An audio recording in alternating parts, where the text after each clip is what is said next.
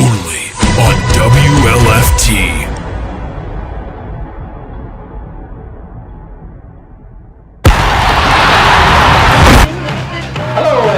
To Walker High School, Crystal Deal along with Clint Carver, Mr. Dan Murphy on the field tonight. Thank you for tuning in to tonight's contest between the visiting Scotlandville Hornets and your hometown Walker Wildcats. Clint, how are you doing tonight, sir? I am doing great. Another beautiful day. Still a little warm, but temperature's dropping just a hair, and we got us some Friday night football.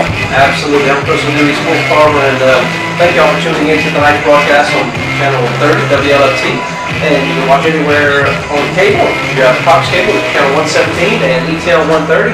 And if you don't have all that, you can watch on YouTube.com. That's right. Walker High TV, and you can watch it there. So thank all of you for tuning in to tonight's broadcast. Yeah, we're going a little longer today pregame. We've normally done some commercial breaks, but you and I get to talk a little bit longer today, which is exciting. Got some new stuff going on in the production area, and we're excited to be a part of it. Absolutely. And as you watch the broadcast, remember this is being brought to you by the Walker High School Digital Media class. And of course, this is 15, 16-year-old kids just learning the trade. And of course, we have a new teacher in there, Mr. Michael Hillbund, and he is doing a fantastic job with new technology, new ideas, and it's just a much better broadcast. Yeah, we got some leadership down there. We got Mr. Rhett, who's one of the guys who's been here for 4 years. He's been mentoring a lot of the young people who are learning really quick. The last 2 or 3 broadcasts we've done, they've gotten better every time, so I'm looking forward to how well they do tonight. There you see some of the fans coming into the stadium here. We have a lot of portable cameras, if you will, to give you all the action. Like Mr. Hillbund said, it's not just a football game, it's an event. And so we're going to try to bring you everything that happens in this event. Walker comes in with an overall record of 2-2, 0-0 in district, and Scotlandville comes in with an overall record of 1-3, 0-0 in district. This will be the first district game for both of these teams. Last week, Walker lost to East Ascension 48-28, and a pretty high-scoring game there. Yeah, and we talked before the game. You had mentioned that they had scored 60 or 55 plus in 2 games. Did I think they could do it against this East Ascension? I said no. I wasn't trying to be negative. East Ascension was very big up front, which posed a matchup problem for us, and we didn't. But we scored 28. I thought if we could get to 30, we might have a chance to win it. I thought they played well. They played hard. East Ascension was just a bad matchup for us. It was a bad matchup, as you mentioned. We noticed that at the beginning of the broadcast. And look at the size of them and moving the line of scrimmage every single possession, and it worked out. That it came to fruition as we thought it would. Yeah, and I had one of the camera young kids that were doing the camera. They were in here, and they said, "Mr. Clinton, you think we're going to win?"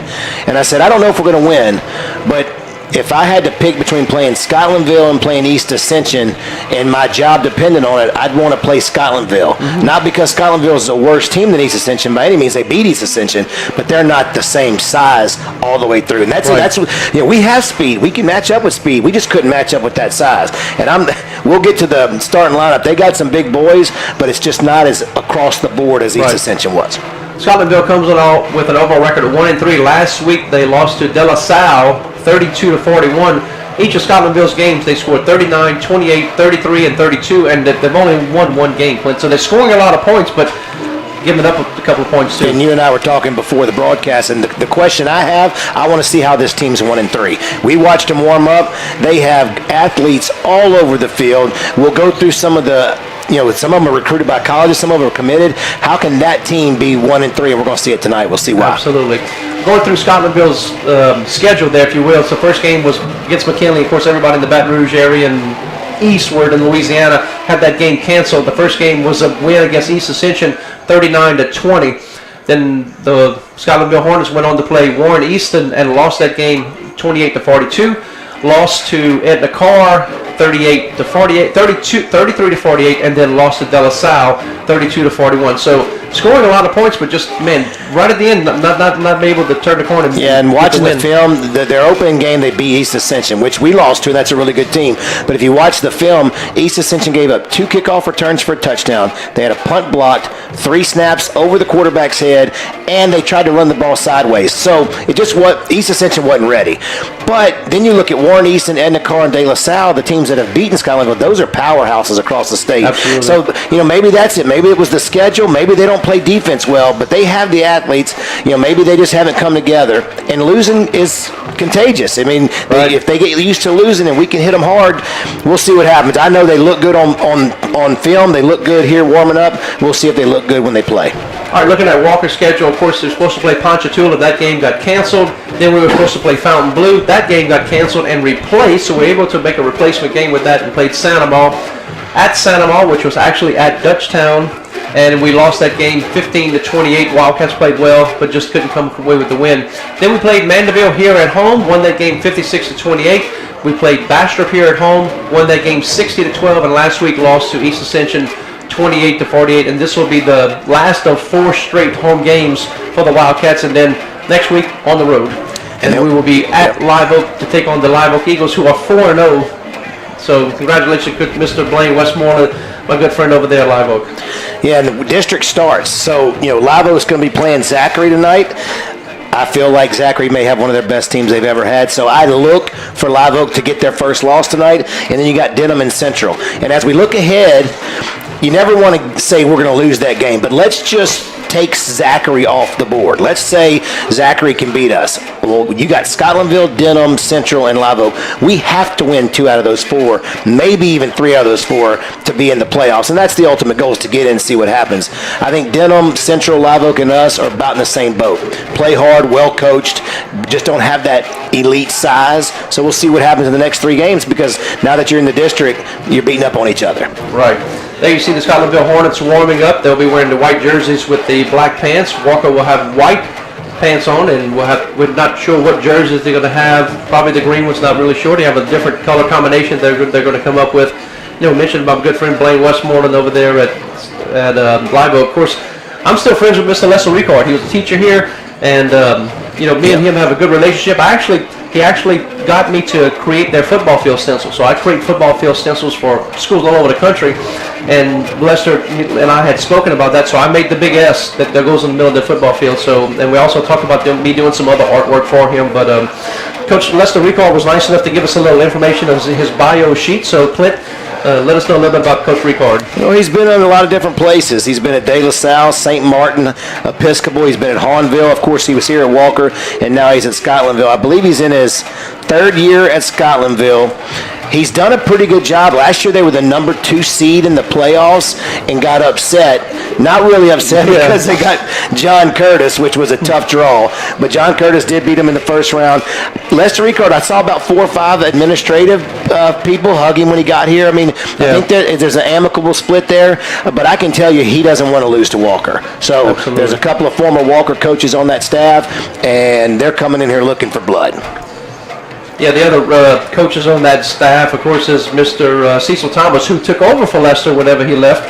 And then Cecil went on to coach in Sulphur, I think it was, and then made his way back to Baton Rouge area and coached with Lester when Lester got the job over there. Also, Mr. Keith LaCour, it used to be a coach here at Walker High School, then went to do some independent work, and then now he's an assistant coach at Scotlandville. So, like you said, a lot of 3 coaches at least that were at Walker High School, now at Scotlandville. Well, when you look at our coach, Coach Mahaffey, his legacy has been built as a coach. He won state championships at different schools. When you look at Lester Ricard, he was a great player in and of himself. He played at Amite High School. He was the quarterback at Tulane, transferred to LSU, played some quarterback there. So, I mean, he knows what it takes to get to the next level. He was the other way around. Yeah. Signed with LSU, ended up playing and was a starter at Tulane. Right. So, very good athlete, knows what it takes. And then he actually got drafted by, or free agent for the Carolina Panthers. Yep. So he was actually for the Carolina Panthers, and so that's a pretty good resume right there. I think when he was here, it was his first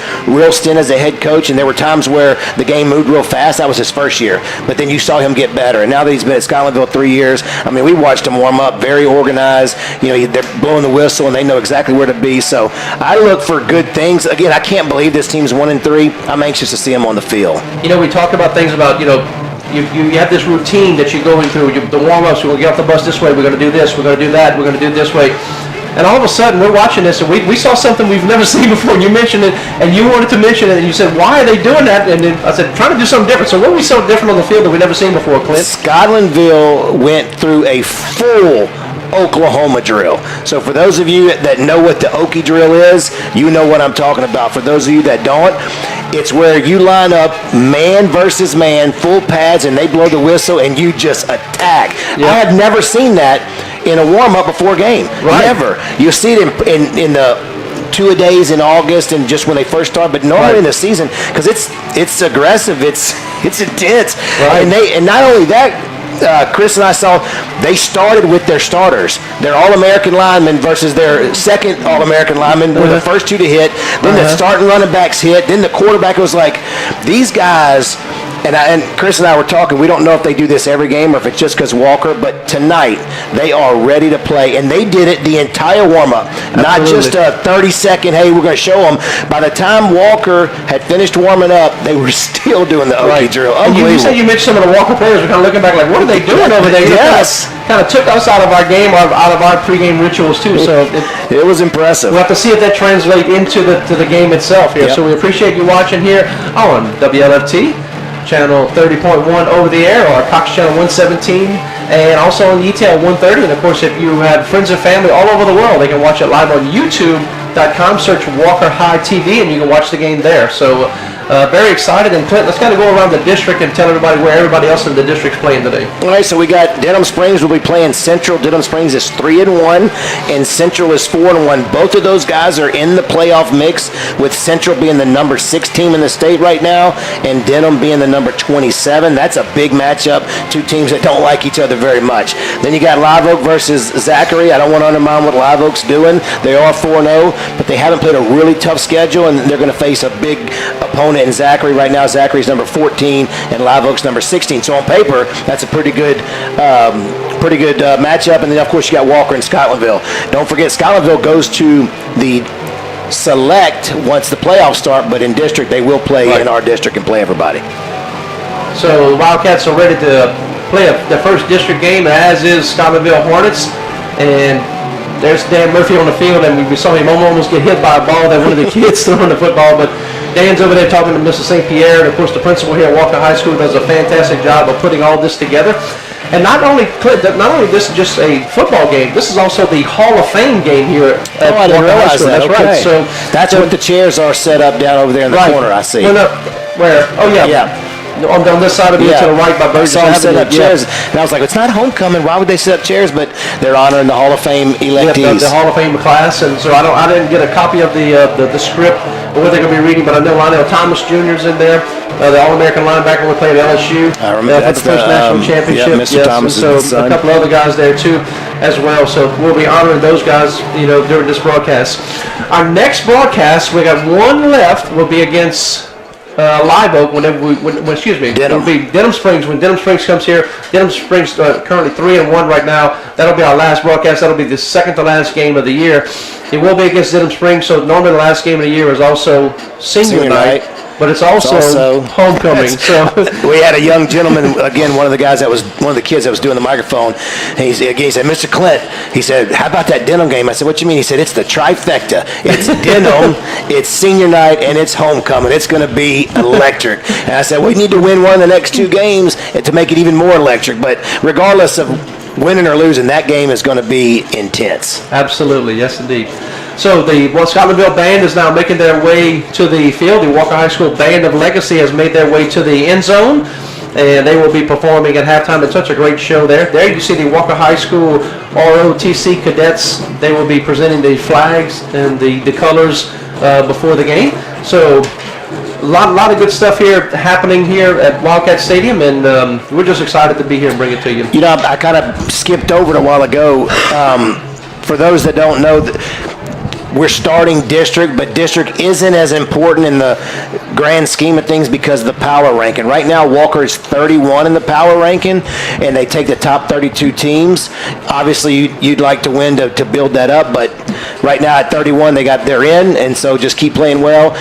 But we'd still love to win district games. Absolutely. And then we're going to take our first commercial break, and when we come back, we'll have the top 5 of the power rankings. Also, we'll tell you how everybody else in the district is doing. We'll have some stats from the Hornets. We'll try to get the starting lineup for the Hornets and the Wildcats as well. A little change at quarterback we have. We have the Walker High School Band of Legacy and the presentation of colors. So a whole bunch more in this pregame show. We'll take a break. You're watching Wildcat Football on WLFT. Drop, yo.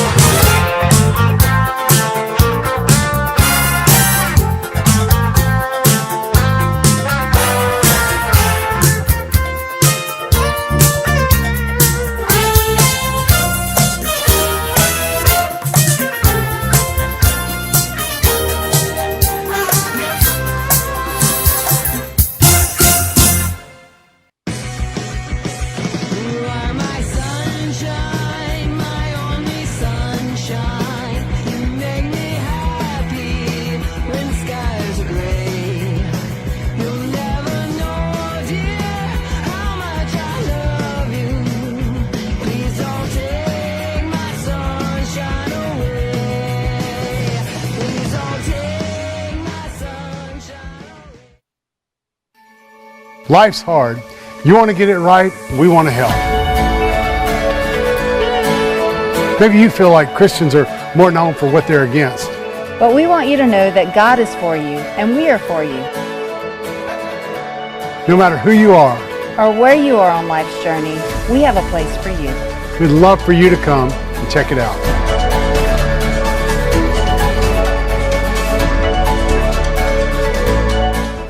This game is brought to you by Wildcat Productions. You're watching Walker High School Football.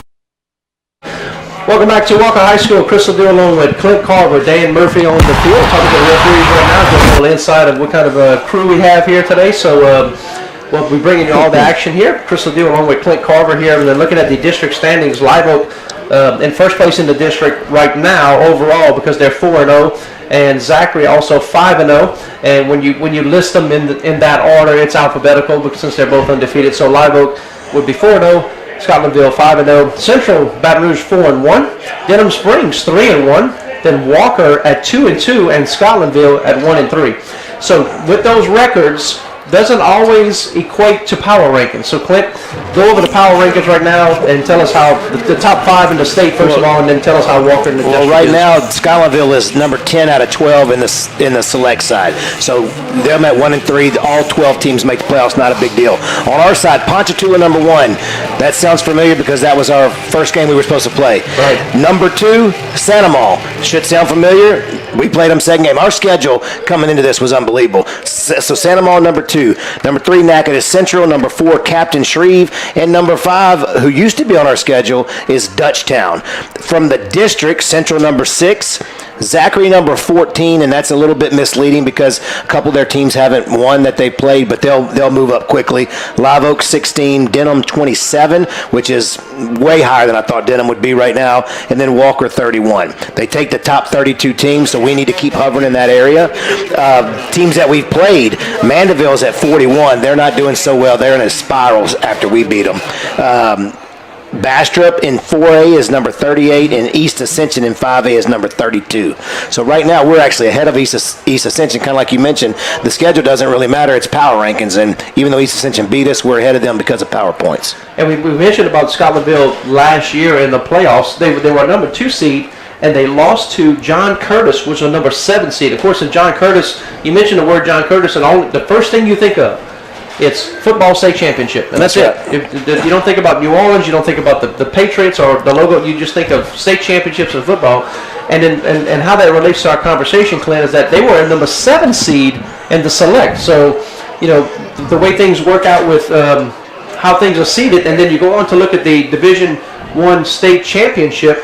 It's actually Catholic High School who beat Byrd. Catholic was the number 4 seed, and Byrd was the number 3 seed. So the way it worked out last year, of course, it was the COVID year and everything a little bit different. So, but you got the number 3 versus the number 4 in the finals, and no John Curtis. Yes, I think COVID had a lot to do with it. People were missing games. They were missing games in the middle of the season. So, if they could have played those games, their power rankings would have went up. Maybe they weren't the 3 or the 4 or the 7. But that was a tough draw because I thought Scotlandville had a really good team.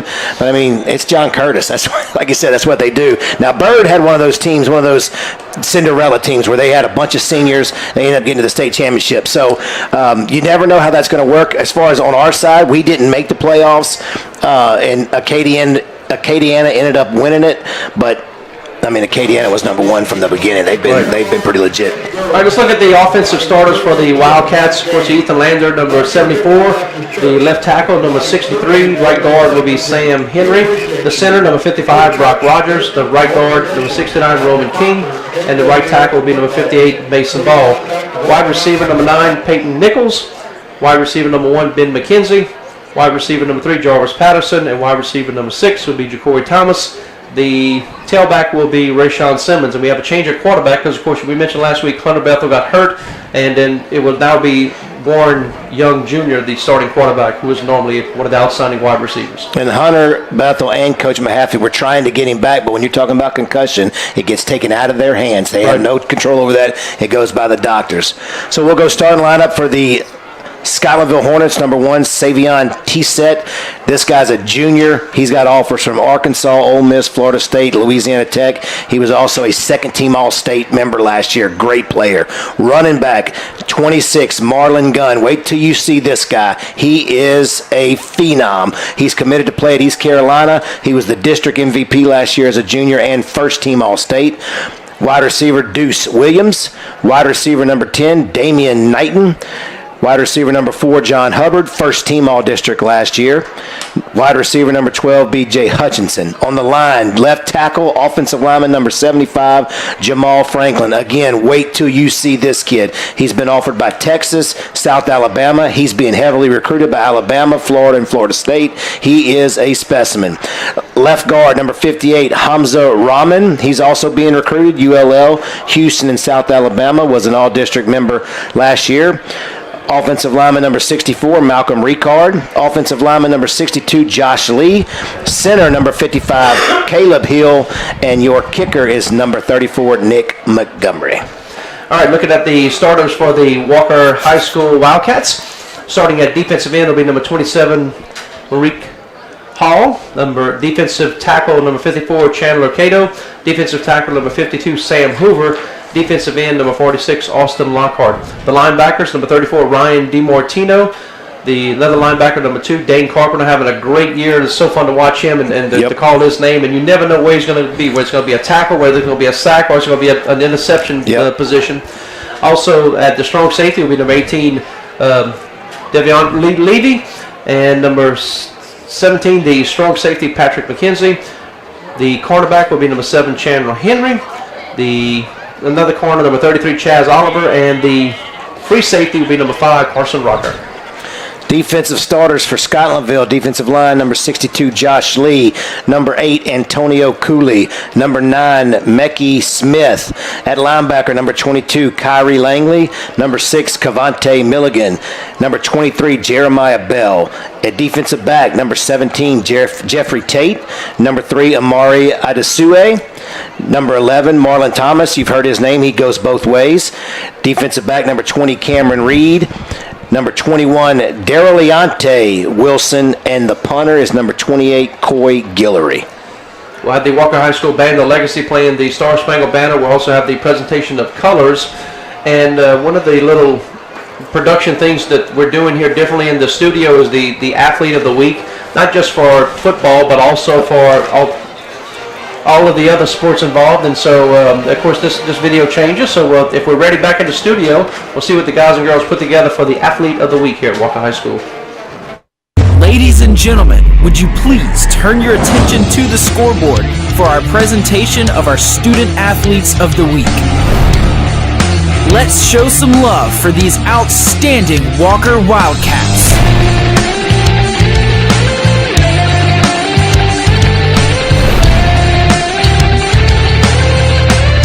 Thank you for your support, and we'll see you next week with more outstanding Student Athletes of the Week. Welcome back to Walker High School. Chris Ledoux along with Clint Carver. We also have Dan Murphy on the sideline. And see if we can get a connection with Dan right now. Dan, how are you doing tonight, sir? Nope. We're not able to talk to Dan. Dan, can you push a different button where I can hear you? Tell Dan to unmute his phone. I think Dan's phone is muted or something. No, we're not able to hear you, Dan. Hey, how many times in our lifetime have we said, we're not able to hear you, Dan. Mike must not be working. Oh, Dan and his mic. We make it happen. Thought we had it. That's right. We'll find a way to make it happen. That's what happened. We thought we had his mic working, so he's not using his phone. We'll fix that up for the next couple of times we need him. He's talking to the man in charge right there, too, Mr. St. Pierre. And so, anyway, there you see the Wildcats gathering at their end zone there, ready to break through. And, of course, it's neon night here at Wildcats Stadium. And all the students are wearing neon, and you see some of the male students out there with tutus on. Kind of a pink tutu and a neon green so proud tutu as well. So here we go. The Wildcats will come out with their green jerseys and white pants, and waiting for the Scotlandville Hornets to come out. They have a little bit of smoke in the air. That's kind of cool. I like that. That is cool. It's black smoke and yellow smoke on both sides. That's cool. There you see 75 there in the back. That's their everything left. Look how athletic he is. Plays basketball as well. Just a great player. He's probably going to go somewhere big. And they're kind of giving it to us, Chris. This could be a very intense rivalry early in this ball game. We'll see what happens early. See, I've seen smoke before, but I've never seen the players bring the smoke out. So that's another different thing that Coach Ricard's doing over there at Scotlandville. We'll have the captains for you as well as we're getting ready for our kickoff at 6:56 here. And you'll notice when the camera pans to the front, there's a lot of young ladies down there. We had our camp, our cheerleading and dancing combo camp, and the girls that participated have been invited to come out with the cheerleaders and do their own little stunts and their own routines. So that'll be real neat for the young kids to come hang out with the high schoolers. Yeah, that smoke's kind of heavy too. The White Hat's not real excited about it. And here come the captains for both teams. We'll start out with number 10. It'll be Damian Knighton. Also number 2 for the Hornets will be Chance Williams. Number 6 will be another captain, where that'll be Devontae Milligan. And, of course, number 26 will be Mr. Marlon Gunn Jr. For the Wildcats, number 9, Peyton Nichols. Number 54, Chandler Cato. And number 42, Caden Lovell. And that smoke is still just lingering, and we have no wind out here at all, as you can tell. And it's just sitting on the field, as you can see it behind the players there going for the coin toss. Kind of adds to the Halloween spookiness to everything. Yeah, yes it does. I like that, Quinn. So once again, let's see if we can get a connection with Dan Murphy on the field. Dan, if you can hear me, can you talk to me? Let's try through your phone and see if we can get a connection that way.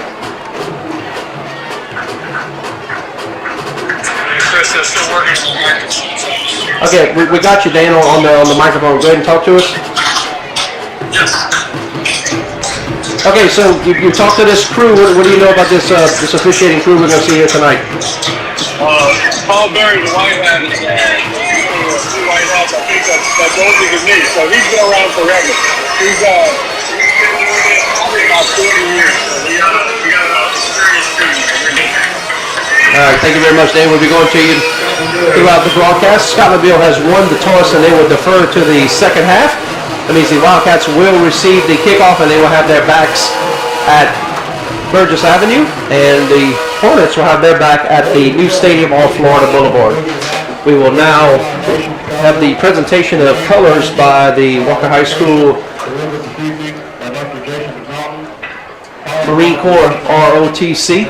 Tonight's color guard consists of Cadet Captain Danny Rodriguez, First Lieutenant Evan Riggins, Cadet Corporal Mia Cantalanto, and Cadet Lance Corporal Carolyn Reserve. Colonel Jason Tubbs and Senior Marine Instructor for the ROTC program, and Gunnery Sergeant Andre Sylvester is the Marine Instructor. Let us pray. Father, it is a beautiful night for football tonight, and we thank you for that, Lord. That gift is from you.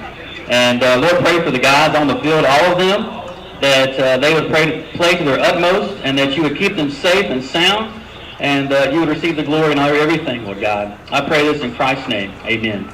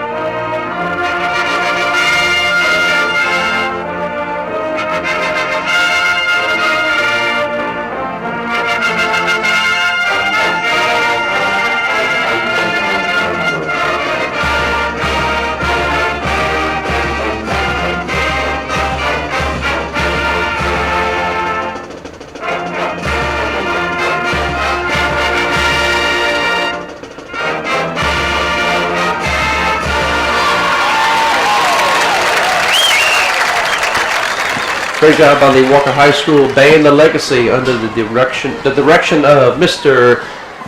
Eddie Hurst and Jeff Sigmund. Always doing a great job with everything they do. And the Wildcats are ready to receive the ball. They have their backs to Burgess Avenue, as we mentioned. And of course, you still see all this smoke from when the Hornets came out. And I used to remember this a long time ago playing in the Superdome. You used to have all this smoke and stuff going off for the Saints, and it would linger till the second. There's nowhere to go. There's nowhere for it to go. Why he kept doing it? But I think I can start smelling that. Can you smell it up here too? You can. Seriously. We didn't go over the keys to the game, so we'll save that maybe for halftime. But the basic thing is Scotlandville is extremely fast. We're going to have to tackle in space and not give up big plays. And on offense, I'm anxious to see what they do with the new quarterback, Warren Young. Mahaffey says he's going to keep the same playbook. They're going to throw it. They're going to do whatever they want to do. But I bet you we see a lot more quarterback runs than we would see when Hunter Bethel's the quarterback. Wildcats will put Porter back at the 5-yard line. Here we're wearing number 24. Also back there, number 6, Ja'Cory Thomas.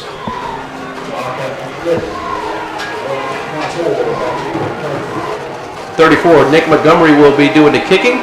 And it will be an onside kick.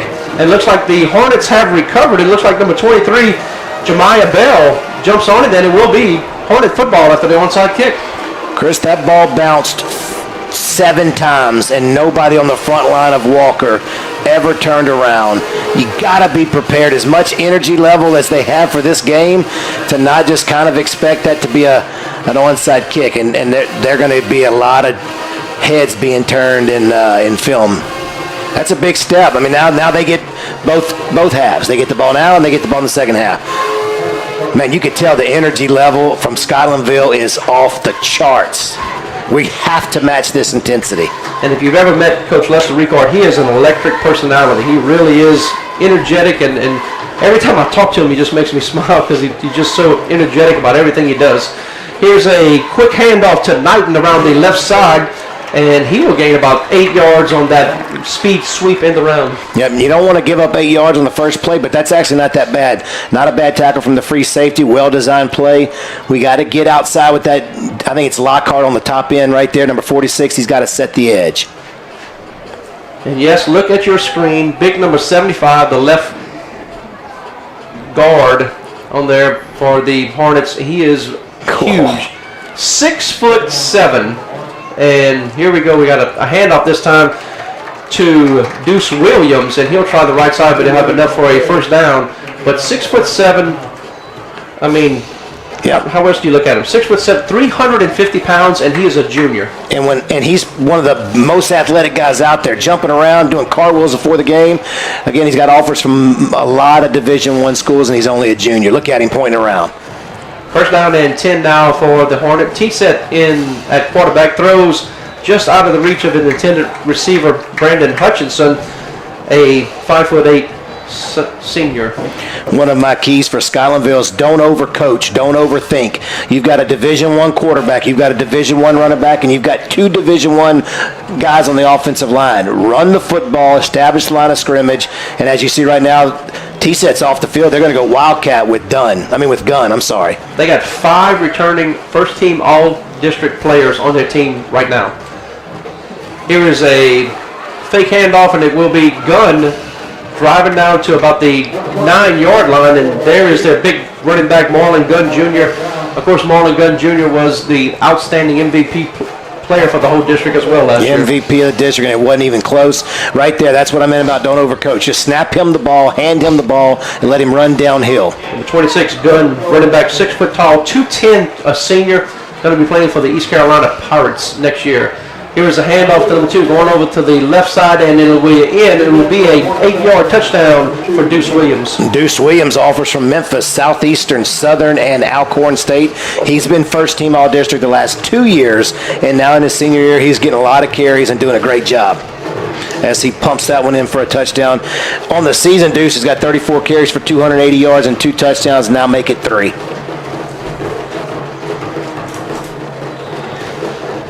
Scotlandville Hornets average 268 yards in the air and 188 yards on the ground per game. They weren't ready. Montgomery ready to do the kicking duties, and that will be a botch kick. So after 10:32 to play in the first quarter. Your score, Hornets 6 and the Wildcats nothing. And the Hornets really drove down the field at will there. Yeah, I was anxious to see if we made any adjustments on defense, maybe try to bring some pressure and the Gabs just kind of sell out, so to speak. The first drive, we didn't do that. And just to go back to that kicker, don't let that snap fool you. Their kicker has a 51-yard field goal on the season. He kicks it, and it goes a long way. So that was just a bad communication on the snap, and let's see if we can't take advantage of it. You got to be prepared for the onside kick here. I know you like the baseball analogies. I know in baseball you got to get used to the speed of the pitcher, right? So can that relate to football as well? The Wildcats need to get used to the speed of the Hornets. Absolutely. One of the things I like to say is survive the first quarter and then settle in. You'll see Alabama do that to teams. They'll be up 21-0, and you think, oh, this game's over, and then the other team will, Florida, kind of creep back in because you settle in. That's what Walker's got to do defensively. You can't mimic the speed of these guys in practice. So you got to feel it. You probably give up a touchdown or two, and then you settle in and you start playing the game right. So now the Wildcats will be watching for the onside kick, but I really do believe they're going to kick it deep. Nick Montgomery's going to go ahead and kick it deep. Here is the kick, kind of deep there. Fielded by 24 again, Porter, and he will be hit hard. Hit very hard by number 12. That's going to be Hutchinson, and the Wildcats will take over just outside the 20-yard line. And we haven't had a chance to see Walker, so I'm not being negative to our team, but I can promise you Scotlandville has more energy than they've had all year. It's a must-win. It's a rival because of the coaching staff, and they are flying all over the place. We'll see what we got here for our new quarterback.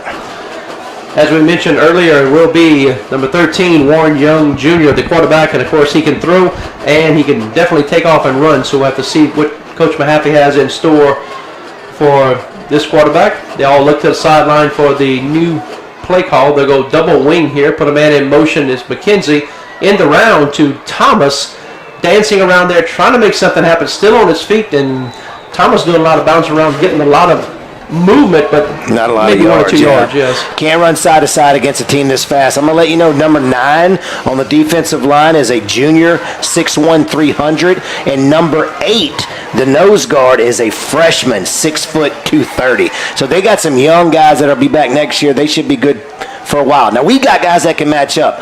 Ja'Cory Thomas can match up. Warren Young can match up. Rayshawn McClendon, Ethan Ladner. We got guys that can make a difference. They're just going to have to play their best game. Warren Young in the shotgun here. The Wildcats will look to the sideline for the play. Of course, everything is going to be hand signaled in. And Warren Young reverses out, and he will try the left side, trying to turn the corner and being brought down out of bounds. Looks like Jemiah Bell on the stop for the Hornets. Yep. And I know it's going to take a couple of series to understand it, but you can't run side to side. You have to try to run downhill if you can, which to me would be more McClendon than Rayshawn, because you can't outrun these guys. Their secondary is too fast. You're going to have to run right at them and do the old 3 yards in a cloud of dust and just try to move the chains and keep their offense off the field. Judson Jones, a new offensive lineman, comes in, number 56, senior offensive lineman. Oh, he's in for Ladner. So here is the snap. A lot of misdirection stuff. Warren Young tries the right side, tries to turn it upfield at the 30-yard line. It'll bring up a 4th down and 2 for the Wildcats, and look like a punting situation. Yeah, and Antoine Ellis, number 40, just came in that play and made the tackle. You'll see Scotlandville move guys all around. Some will stand up, some will get down a 3-point. They're just moving guys all over. And we are not punting here. It's going to be 4th down and 2, and the Wildcats look like they're going to go for it. And, of course, this could be a ploy just to make the Hornets call timeout, and they do. Yep. And they call timeout. So if it's a ploy, it worked. And not a bad idea. Get in there, try to push them. But it looks like they're staying on the field, Chris. This is not a possession game. This is a high-scoring game. So Walker's trying to get their first down and set some sort of a tempo. Next week, the Wildcats will be on the road taking on Central. The week after that, they will be at Zachary. Next week, the Wildcats will be on the road taking on Live Oak. The next week will be at Central, and then at home versus Denham Springs on October the 29th. Of course, it'll be Scotlandville. I was looking at the wrong schedule. Next week, they'll be at Central. They'll be playing Central at home, and then they'll play at Zachary versus Live Oak at home. And then Scotlandville will finish up the season versus Denham Springs at Denham Springs. And, Scotlandville needs this game. We've talked about that, but this could springboard them into winning 1, 2, 3, 4 games in a row and get right back into the district fight, if you will. Today y'all didn't have school, right? Today was the fair day, which got canceled. It's a pretty good crowd for not having school. A lot of students out there. Yeah, and of course the fair got canceled this year too, so hopefully a lot of people here at the game and that would have normally have been at the fair, but this is a good thing, plus the great weather, and of course it goes back because you normally have bad weather for the fair. Yes. All right, the Wildcats, and they got them. They drew them off sides. Move around, and they do get them to jump off sides, and so if they concur and say it was, referee does say there's going to be offsides against the Hornets. First down and 10 for Walker. Yep, nice job. They get it a quick motion, which they haven't really done much all year, and the defensive end for Scotlandville jumped off sides. Ladner back in there at left tackle. Must have just needed a retape or get some water. He's by far our biggest and most athletic lineman. Probably need to run behind him. He's the left tackle. First down and 10. They're using some different formations here now that Warren Young is in there at quarterback. Yep. Long snap count. Play clock is at 17, so plenty of time. This is smart here, Chris. Shorten the game up a little bit. Keep their offense off the field. Rayshawn Simmons to the right of Warren Young. Misdirection again. Give the ball to Ja'Cory Thomas in the backfield. He's going to be met and brought down. Looks like Cameron Reed on the stop. Cameron Reed second on the team with 53 tackles. That makes 54. He just stepped up, got as deep as the deepest back, and didn't fall for the misdirection, and a very good open field tackle. Because if you don't get Ja'Cory down early, he can take it to the house. Second down and 16 now for Walker. Doing a lot of misdirection with Ben McKenzie, the senior wide receiver, number 1. Now they're changing the play. All the Wildcats looking to the sideline for the play call. You got 2 different coaches signaling in 2 different plays. Of course, they're only supposed to look at one of them. And just to the 30-yard line, so gain of 1 there after a hard run by Warren Young. They're going to eventually have to throw with Warren, but it's not like Scotlandville's bringing 8, 9, 10 in the box. They're playing just a base defense and just making the plays. We're going to have to find wherever their hole is. 3 good linebackers for Scotlandville. Number 6, Mulligan, he's got 69 tackles in 4 games. So, I mean, they fly all over the field. And I agree with Coach with the misdirection. Try to get them over pursuing, but they have been prepared all night. Third down and 15 now. We'll have to see if Warren Young puts this one in the air. Bounces the ball to him. Trouble in the pocket. Does pick it up and is able to make the pass completion to the fullback, Rayshawn Simmons, and he's brought down right at the 30-yard line. So good job by the Scotlandville defense, and Wildcats need to get things in sync here. Yeah, that was a pretty good call. They had a screen on, and they actually blocked it. There were just too many white jerseys coming out from the inside, and you're going to almost have to punt it here. You got to be smart. Flip the field position, make them go down. Here comes Hayden Rea on the junior kicker for the Wildcats, number 19. Hornets will put back Deuce Williams, number 2. Also number 26 is back there as well. Looks like it's going to be Marlon Gunn. 2 D1 level players returning punts for them. Yeah, you can't kick away from one of them. That's right. Unless you just kick it out of bounds. Simmons late getting on the field. Make sure that not an illegal substitution. I'm wondering, yeah. 57 seconds on the play clock, so obviously something's wrong with the play clock here. And they're going to say dead ball, illegal delay a game against the Wildcats. That's why it showed 57 seconds. We learned that last week. When it hits 0, it automatically starts back over at 59. So by the time we looked up, it was at 57. And that's something you can't do, have a delay a game on a punt. So they'll back them up 5 yards. It'll be 4th down and 20 now. Gunn stands at the Wildcat 49-yard line, and Williams at the Hornet 40-yard line. High snap. not a very good punt at all.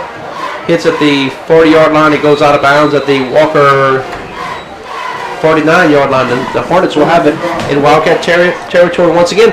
This is our 6-minute water break, so we're going to take our water break right now and on the change of possession. We'll take our break. We'll be right back with more Wildcat football on WLFT.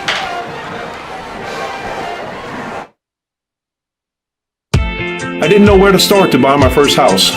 I knew there were things I needed from the house itself, but I wasn't looking for a house. I was looking for a home to raise my family. I like that Aaron and Joni took the time to educate me on the home buying and selling process, so I knew I was making the right decision for my family. They're both raising their families here, so they knew exactly where I needed to raise mine. Hey, I'm Aaron. And I'm Joni. And we can't wait to work with you.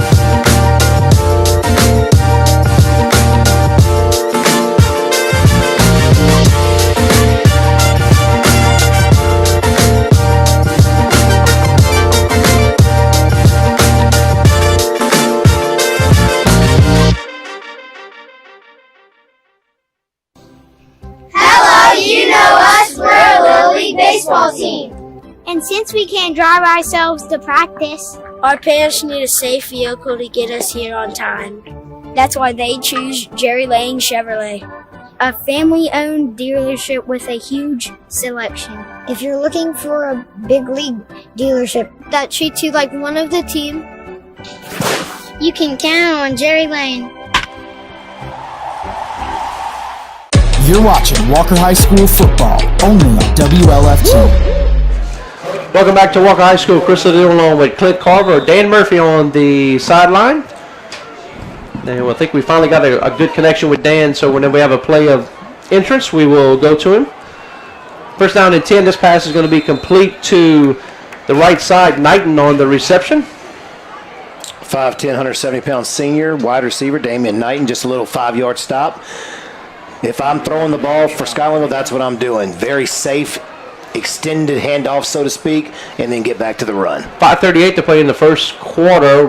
Hornets lead 6-0 over the Wildcats. Second down and 1 now, and the Hornets jumped a little bit, and there's going to be a flag. Looks like the right side of the line got a little bit too anxious there. Yeah, but I don't know if the center didn't snap it. Everybody's looking at the center. He clapped twice, and everybody took off, and the center didn't snap it.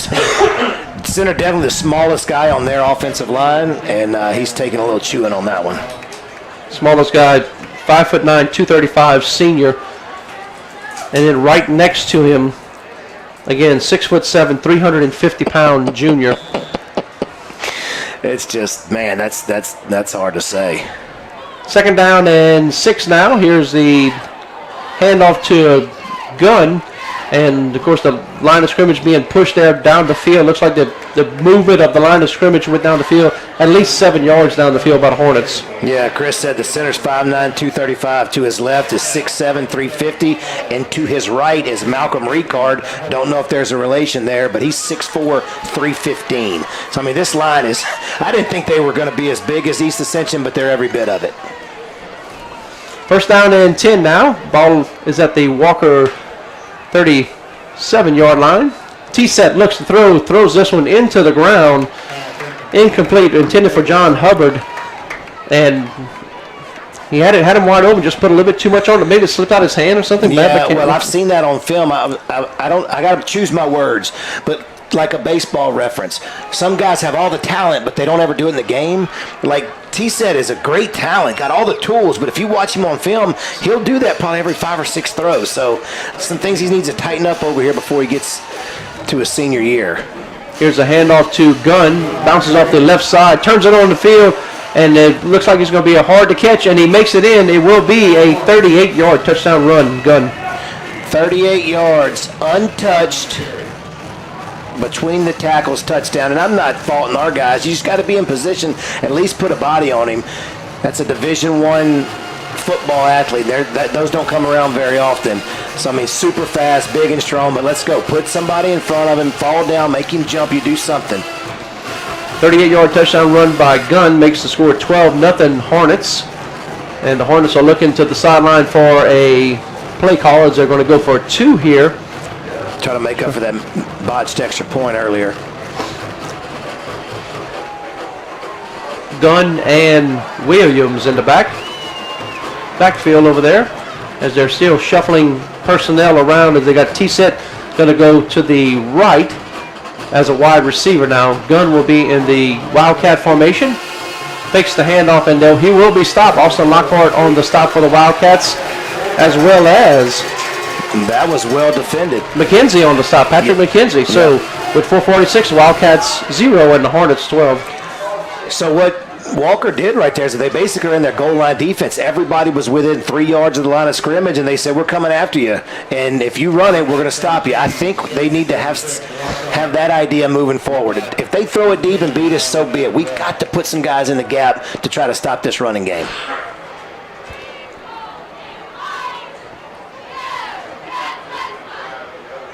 So the Hornets will kick off again.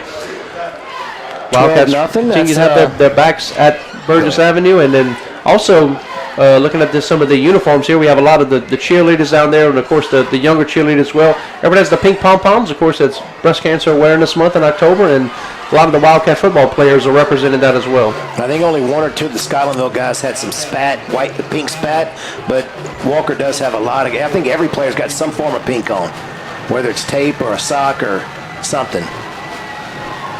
Everybody enjoys October for the breast cancer awareness events. There's Coach Brett Miguez with the towel. Does a good job of supporting the team. And here the onside kick is going to be handled this time by the Wildcats. Great job of coming up there and getting the ball. Noah Cecil getting the ball and not only just diving on it, trying to make something happen to take off and run. Good that job. Almost backfired on Scotlandville. Shoestring tackle saved a touchdown for the Wildcats. Now we've got good field position on the plus side of the 50. Let's see if we can't make something happen here.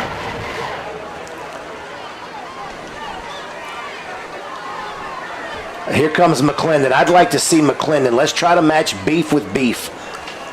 Wildcats have it on the Scotlandville 45-yard line, first down and 10. And we'll have to see if Walker continues with that misdirection stuff they've been doing in the backfield. They go 2 wide receivers to the right. They go double wing, which is kind of a different look for the Wildcats. This is high over the head of Warren Young, and he just falls on it. And, of course, that's what you're taught to do. But at the same time, when you fall on it, then you cuddle up and there's like, wait, where's everybody going to be at? There's nobody going to hit me. And you're like, oh, if I could have just turned around and made something happen. You never know. But the smart thing to do is right. If he tries to pick it up and fumbles it, he's going to get in trouble. You can't have bad snaps at this time of the season, though. So the Wildcats will look to the sideline to see if there's a play call change. Offensive coordinator, Mr. George Tomplay, will be making the calls here. 16 seconds on the play clock, so plenty of time as the Wildcats went up to the line of scrimmage very quickly. And they're letting the clock run, which and now is we good. have a timeout by the Wildcats. And so, Clint, do you notice a sense of the Wildcats letting the clock run, like extending the game, trying to make it a little slower game? Yeah, trying to shorten the game and keep Scotlandville off the field, let your defense rest, because that's the people that are going to have to make plays here down the stretch. But the timeout, they wanted to see what Scotlandville was coming out in this situation, and they saw it. Now they probably have 1 or 2 plays in their repertoire, but you may see one of them right here, 2 or 3 trick plays. The guy you just saw on the camera was Mr. Michael Hilbun, the teacher for the digital media class. And so he really gets into it, just like watching Jeff Sigmund and Eddie Hurst over there with the band. They will be dancing just with every step with the band and having just a great time. And, of course, Mr. Michael Hilbun having a great time with the digital media, all his guys and girls, and just he enjoys putting together the production. He enjoys the meetings, what we're doing, and then and the work that goes into it. And he's doing a great job. And you just love when somebody has that kind of energy and enthusiasm whenever they're working. Absolutely. The passion is palpable. Second down after the timeout. Both teams used a timeout, so they'll have 2 remaining. Here is the snap again. Warren Young reverses out. Pass going to be complete to Thomas at the 45-yard line. Dances, and he'll be brought down right at midfield. So somebody's getting in trouble. I think number 9, that's going to be Peyton Nichols, was supposed to run a vertical and pull some of those secondary guys off, and then we were dragging Jacory underneath. Really good play call and picked up yardage, but because of the bad snap, we were already behind the chains. And that's the thing about Jacory Thomas. He's not going to outrun these guys. He can break tackles, but every time you get behind the chains, lose for a penalty or a bad snap, you're just putting yourself in such a bad situation. Wildcats will put an extra lineman in as Judson Jones comes back in again. Noah Cecil comes out. 3rd down and 15 now for the Wildcats. But to see if they let Warren Young put the ball in the air. Reversing around again, it will be Jacory Thomas on the carry, and not a lot of confidence in Warren Young's arm right now. Yeah, and has he thrown any passes yet? He just threw one to Jacory Thomas. And who's he going to throw to? He's going to throw to Jacory. They'll double team him. We're going to have somebody else step up, maybe Nichols, or is Patterson out there, number 3? I see him now. They're going to have to throw it. Now, I will tell you this, Chris, moving forward past this game, I love this offense right here. The new setup that they have with all the multiple options, almost like a wing tee, I think that would be effective against a Live Oak or a Denham Springs down the road. 4th down and 14. The Wildcats will be going for it. Give him some Warren Young claps. 8-7, 6-5 on the play clock now. 3, 2, 1. And here's the snap. They do get it off, so they're all going for it on 4th down. Gets out of the pocket, and he will be sacked. And the Wildcats will turn it over on downs. Big number 40 coming in for the sack for the Hornets. Knighton, and that will be... He has 3 interceptions on the year, but any sacks, Clint? Wait, that's number 40. That had the sack. Antoine Ellis. He's second on the team with 4 sacks. That'll be his 5th sack. Antoine Ellis. And he just extended the play, and they got 2 guys with 6 sacks, 1 guy with 4 sacks. I mean, they get to the quarterback. They bring pressure almost every snap, just trying to break your will early. 12-0 our score with 2:08 to play in the first quarter after the Wildcats turn the ball over on downs. Here's T-Set, swings it out to Williams a little bit high, and Williams a little bit off balance as he can't bring that one in. Y'all, Coach Ricard is on the ground. I don't know if you can see at the top of your screen. They had that play set up. If he catches that ball, he's untouched, 40 yards for a touchdown. And Coach Ricard knows it. He is so upset. Those are the little things that it may not hurt you tonight, but you got to, when they make the right call, you have to execute. 2nd down and 10 now for the Hornets.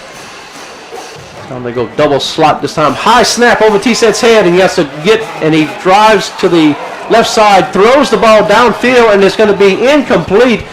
Wow, what an athletic move by Xavier T-Set to make something happen. And that's what he can do. Very athletic. He's fast. He's been playing quarterback his whole life, so he knows I've got time to pick this up, scat outside the pocket. Crazy part of it is if he would have got some stuff on that throw, some oomph, it would have been a touchdown because we weren't covering the deep receiver, number 4. Number 4, that's John Hubbard, all-district first-team receiver, and he had us beat. 3rd down and 10 now for the Hornets. See our guys dancing on the screen.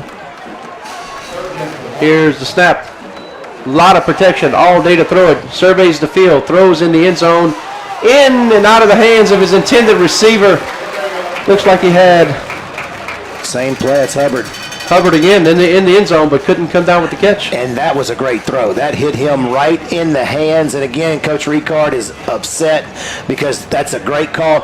This offensive line for Scotlandville is impressive. We didn't have any surge. You even mentioned it. Got all the time in the world. There was no heat on T-Set, and he put it right on the money. Hubbard's got to make that catch. 4th down and 10, and now the Hornets will go for it, leading 12-0 here.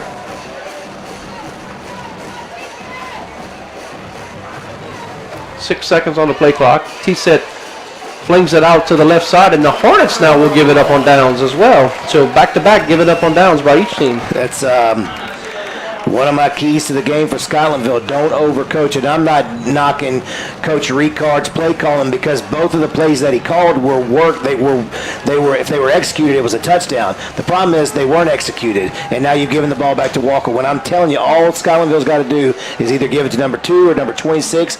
They may not score every play, but it's 4, 5, 6 yards. It's wearing on our much smaller defense. That's the way I would play it.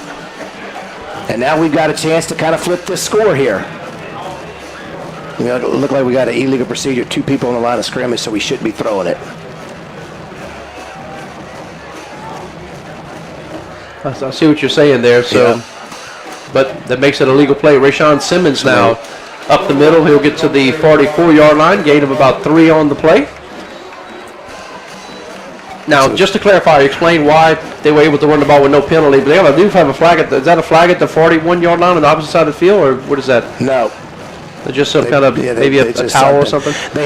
You got to have one guy off the line of scrimmage and one guy on the line of scrimmage, and the left side of the offense had both guys on the line of scrimmage, which made it an illegal formation to throw the ball. But they are able to run it with no penalty. Just wanted you to explain that to our fans at so TV they can land. Run it. I mean, they can run it, but if they would have thrown it, it would have been illegal procedure.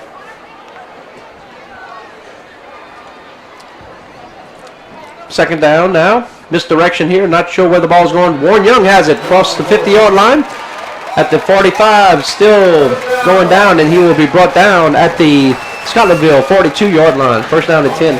When I grew up and playing high school, we ran the wing T. It's been out of circuit forever, but this is basically the wing T. The quarterback turns his back to the defensive line, and he can hand it to 2 or 3 different people, even confused you and our cameraman, and then all of a sudden, boom, somebody's got the ball. Well-designed play right there. Nice job. Keep doing that, and sooner or later we might bust one. And a little history of the wing T. I always heard that it came from a school in Delaware. Actually started the wing T. They still run it, I believe. Yep. We have 14 seconds now in the first quarter in this game. And it looks like we're going to have to go to our break here in 7 seconds as both teams go to the sideline. So that's the end of the first quarter. Your score, Hornets 12, Wildcats 0. We'll take a break. We'll be right back with more Wildcat football on WLFT.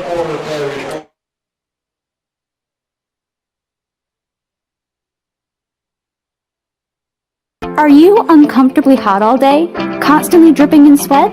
Are you having a hard time with your AC?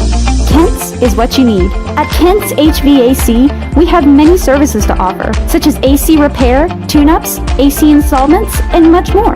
Our locally owned company is proud to provide 24/7 services and send trusted employees to assist with any problems you may have. We make it a priority to give your family the comfort we know you deserve. Call us for all your HVAC needs.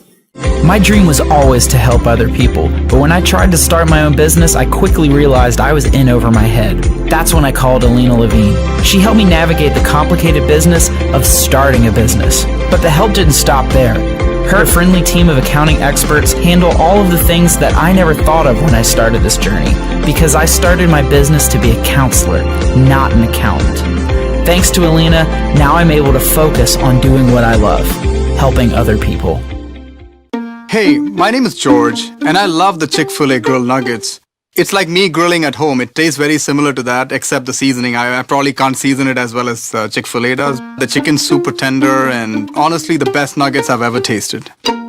Are you tired of local car commercials and their corny one-liners? Well, let's see how many we can fit into 30 seconds. We're exploding with deals. We're taking high prices and taking them to the curb.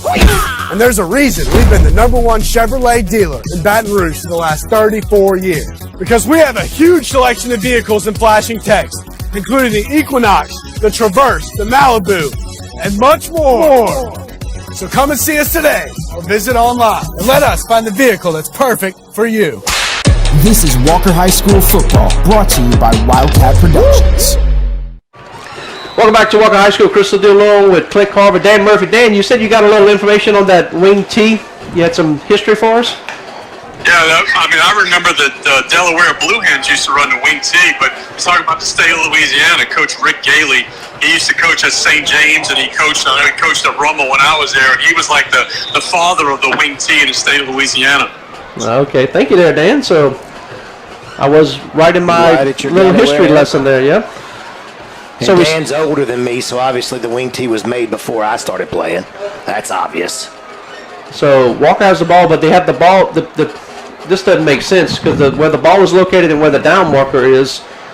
They're going to restart the play clock. They're going to move it over. Yeah. All right, so the ball is at the Scotlandville 42-yard line. First down and 10 to start the second quarter. All right, now I think everything is squared away. Wildcats will look to the sideline and make sure that they have the same play call or if there's any changes. Here's the misdirection again. Ja'Cory Thomas tries the right side, crosses the 40-yard line, follows his blocker, and he has brought down Marlon Thomas on the stop for the Hornets. Great job. This is all new. This was put in this week with Warren Young. It takes a little bit of charisma to run the wing T, so to speak. So he's learning how to turn, how to hand, how to kind of disengage the defense. Nice play right there. Good job of blocking. Offensive line is firing off and blocking downfield tonight. Tell you what, this is brand new, as you mentioned, which makes it hard for the Hornets to scout, and they have never seen this before on film, so it's going to take some adjustment. And of course, you have to see what Mahaffey has up his sleeve at halftime, whether you're going to stick with it or change to something else. We'll see. Thing about the wing T is one guy doesn't do his job, and you can take it to the house. Second down, misdirection. It will be C.J. McClendon this time carrying the ball, as you got both running backs in there, McClendon and Simmons, so that's a different look as well. Yeah, this is a credit to Coach Mahaffey and his staff putting in the shotgun wing T, if you will, in 1 week, and the guys are running it to perfection. Offensive linemen love the wing T. It's all misdirection, guys pulling, you're trap blocking. You don't have to be bigger than the guy you're blocking. You just got to get there in the right time. And so far, Walker's looked really good on the last 2 drives. Simmons and McClendon both remain in. I'd like to see McClendon get one with a little bit of space here. McClendon will be the running back, and then Simmons will be the wing back to the right. It will be Thomas, the wing back, on the left. Thomas in motion. Fake the handoff, and then Warren Young will try the left side, and he's finally brought out of bounds at about the 9-yard line after the first down. Great job of running that. Looked like a 17-yard pickup. Yeah, great job by Warren Young. It looked like 40 had him in his grasp, and he just outran him. You'll notice if we had a replay, you could see Scotlandville is really coming up the field, which is what they do. They put pressure on you. But against the wing T, you cannot do that. As a defense, you have to hold your ground and see where the ball is. And right now, we're using Scotlandville speed against them. Great job right there by the Wildcats. And like I mentioned earlier, we got guys that can run with them. Warren Young can run with anybody. Ja'Cory Thomas can run with anybody. And we're getting those guys in space. We're getting them the football, and we're moving it. First down and goal from the 9-yard line. The wing T is now working for the Wildcats. Here is the misdirection again. Handoff to Simmons up the middle, and he kind of trips a little bit. Could have gotten more, but it looked like he's going to lose a yard after he kind of stumbled a little bit. Yeah, they brought Cameron Reed, number 20, off on just kind of a run blitz, and he makes a shoestring tackle. Crazy part of it is, if he doesn't trip up McClendon, he has got an alley to the corner of the end zone. It's probably a touchdown. And McClendon's only a sophomore. The more carries he gets, he's going to break through those shoestring tackles. Simmons comes out as McClendon will remain in. Second down and goal for the Wildcats. Knocking on the door here, see if they can make something happen. Stay the course, stay the course. Keep running those same misdirections.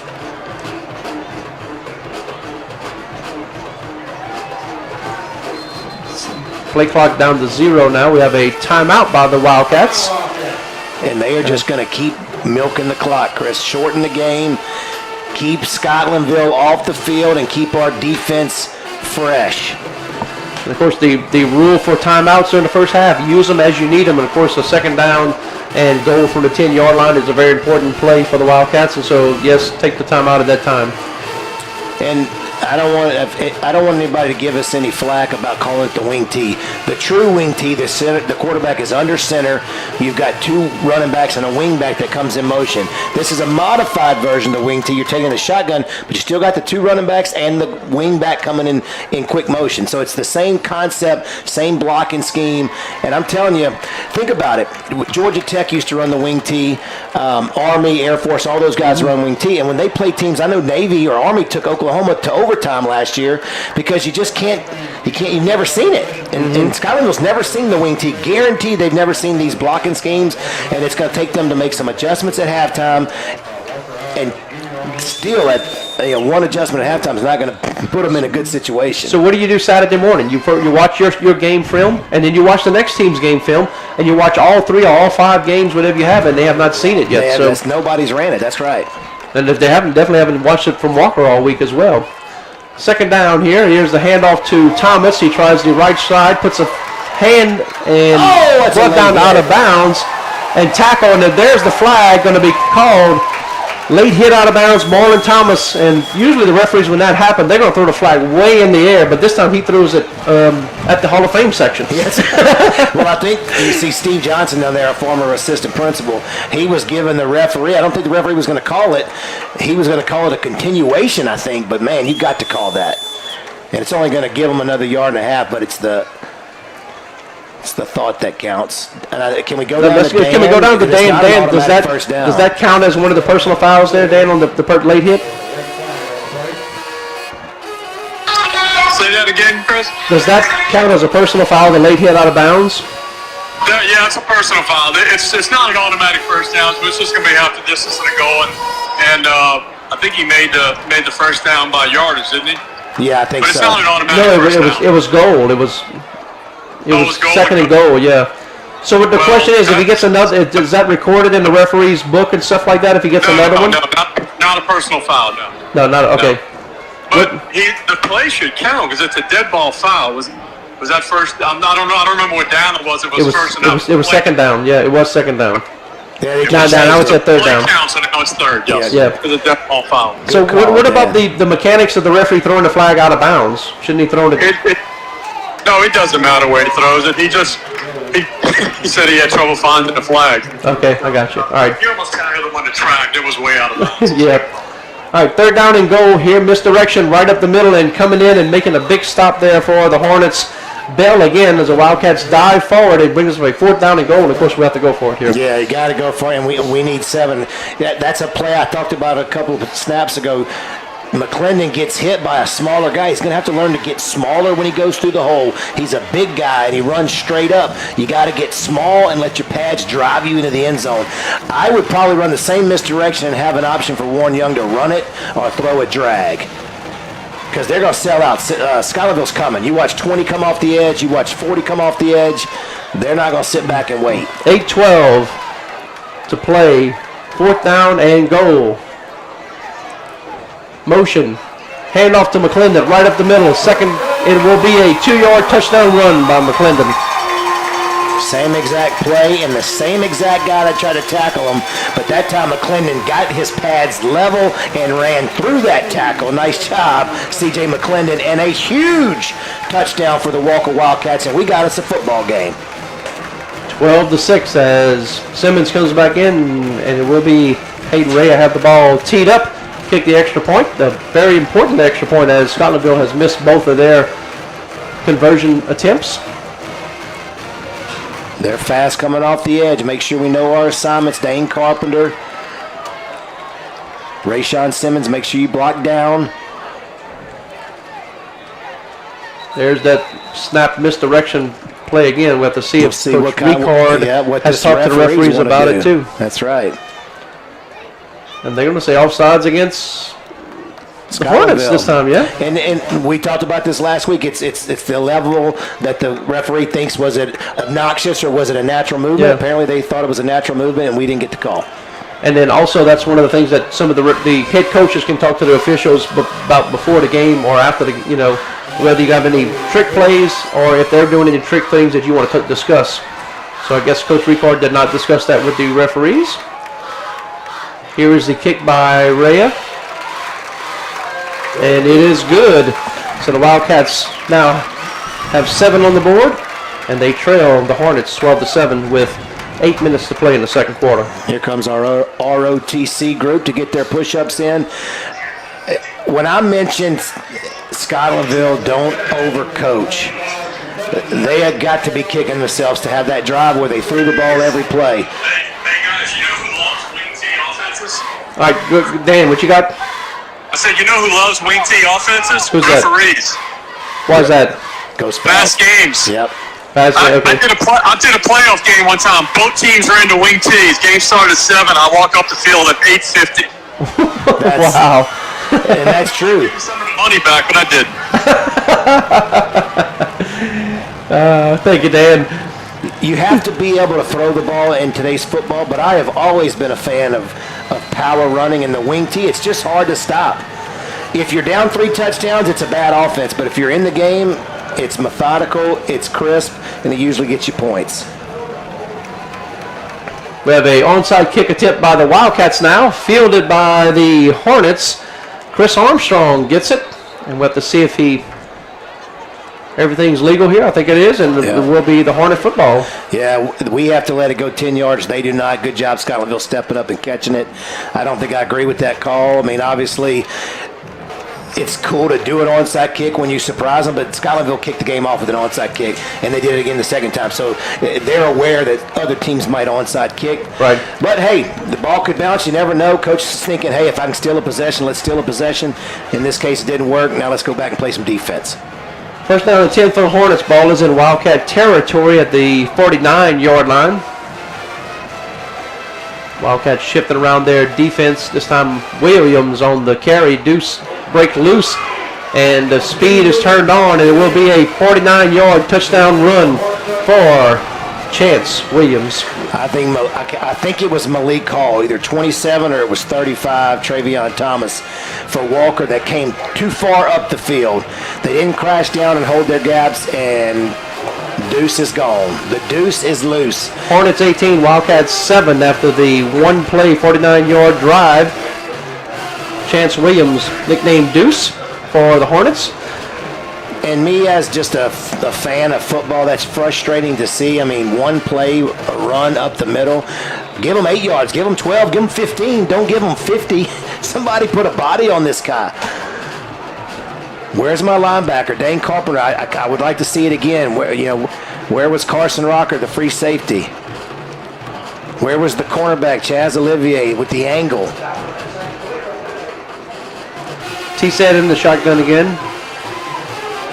Williams remains in at tailback to the right. 1 second, and they do get it off. Throws in the end zone extremely hard, but caught for the 2-point conversion. Damian Knighton on the 2-point conversion. Yeah, nice job, Knighton, with nice hands. He stuck down. You said he had some pepper on it.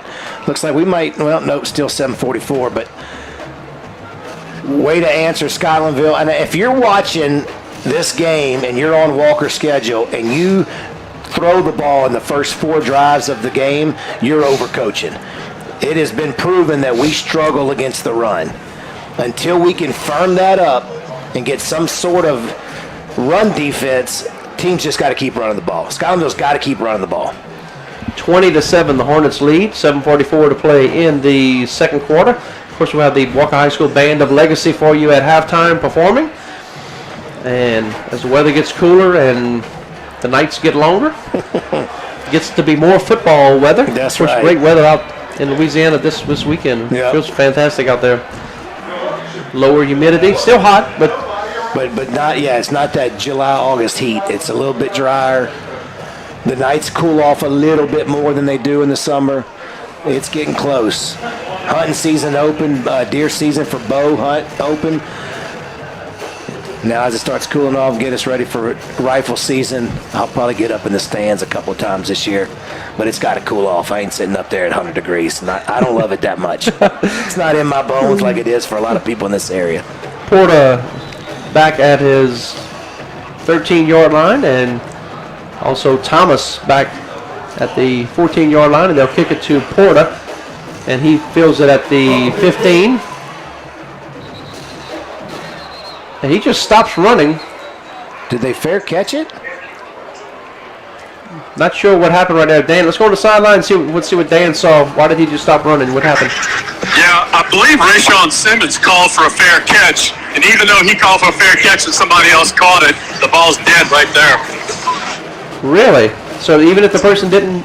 Oh, okay. I did not know that. I thought if they called a fair catch, they got it on the 25, or is that just pro in college? Did you hear what Clint said? Hey, Dan, if you fair catch it, you don't get on the 30 like in the pros in college or the 25? Dan can't hear us. That is not a rule in high school yet. All right. So you have to have the ball from wherever you catch it, no matter where you're at, right?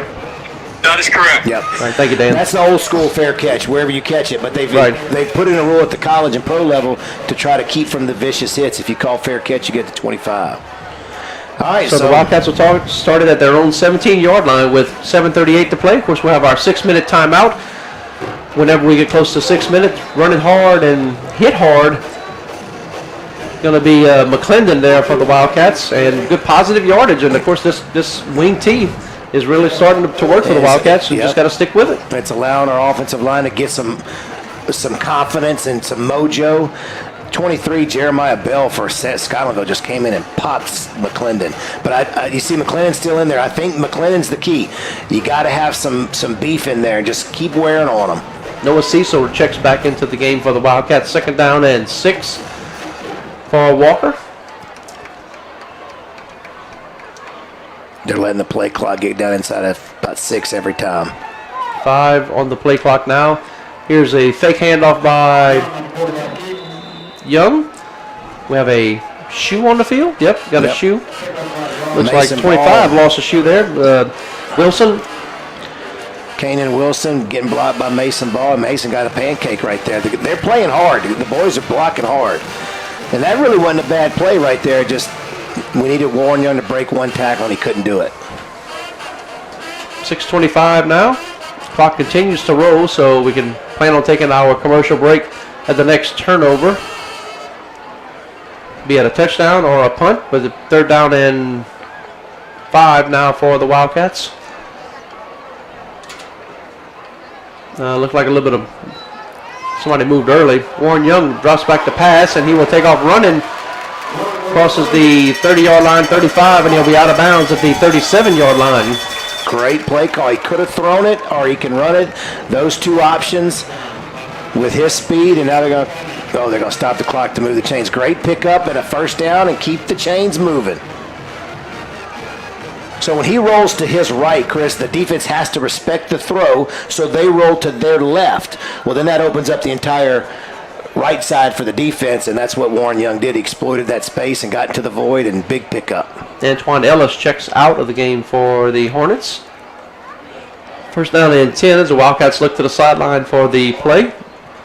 McKenzie in motion. Reverse handoff up the middle is going to be Ja'Cory Thomas putting his head down and rolling, and what a great athletic move right there by Thomas. 1st down and 10, gain of 13. Great spin move at about the 6-yard marker, and then powered his way for another 7. Great run by Ja'Cory Thomas. And that's another thing. These guys just aren't receivers or quarterbacks. They are thick, strong athletes, and that was a nice run right there. I like what I'm seeing.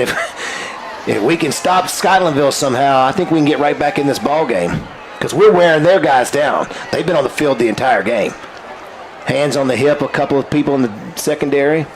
1st down and 10 now in Scotlandville territory.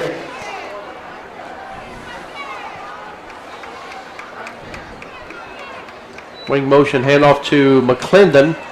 Tries right up the middle, puts a shoulder down and keeps them big legs rolling. Gets to about the 40-yard line. Gain of about 7 on that one. You can already see the adjustments that Scotlandville's coaching staff's making. They're not coming up the field defensively as they were early, so they're having to slow play it. Well, when you slow play it and we give it to a 225-pound running back, we got them on their heels, you're going to pick up 5. Keep doing this. Stay the course.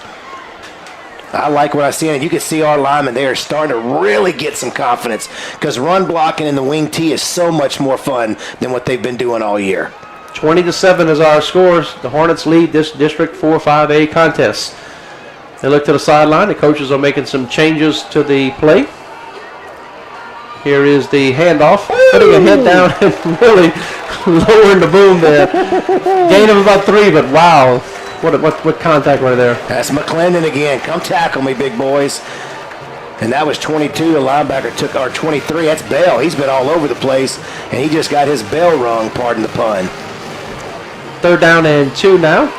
Wildcats will look to the sideline. They have 3 coaches over there, each one giving a different signal. Chris, I think we have found our future offense. This is working, and I think this will work against a lot of teams. And it keeps your defense off the field, which is our weakness right now. 4 minutes now to play in the second quarter. McClendon again up the middle. Ooh, it looked like he's going to be short by about a yard, so it'll bring up a 4th down. And, of course, everybody's been going for it every 4th down. It looks like it's going to be at least 5. No doubt about it. 4th down tries here. If it's me, I fake it to McClendon because they're going to have to key on 22 and then let Warren Young get into space and get the 1st down. Twice they've given that up on downs. Each team once. May call a timeout here.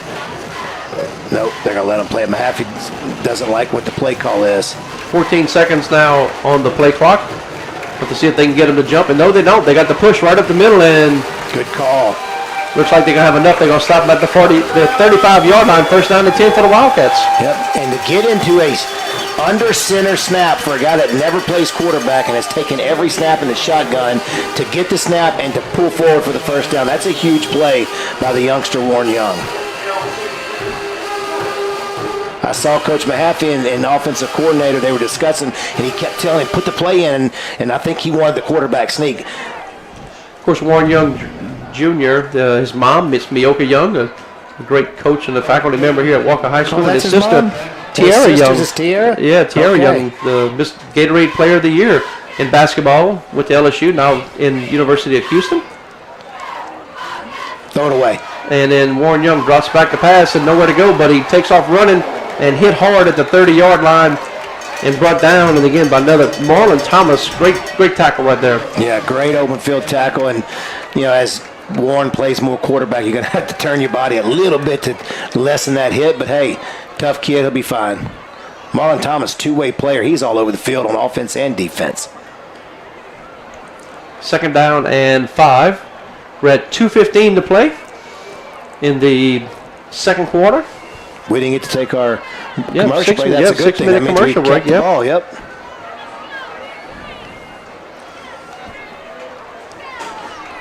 Clock continues to roll. Now we're inside of 2 minutes. Reversing out, and here's a handoff to McClendon.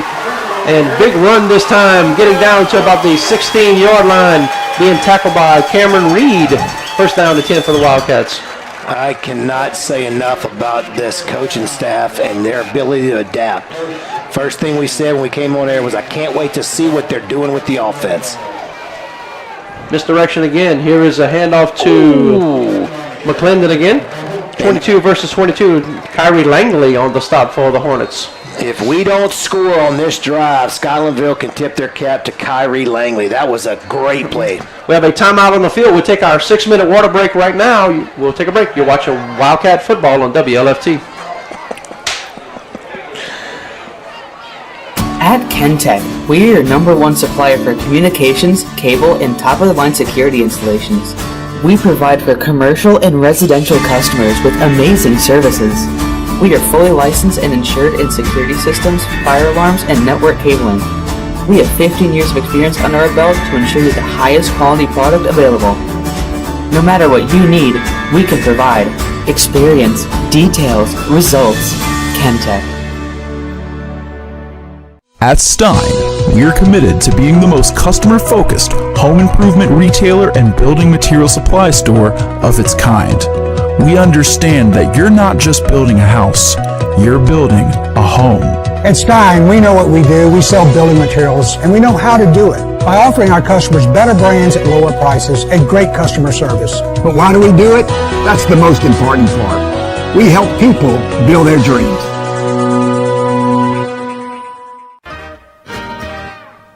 Sambura's Mexican Restaurant offers our customers some of the most authentic and delectable Tex-Mex cuisine in the area, all served in a family-friendly atmosphere.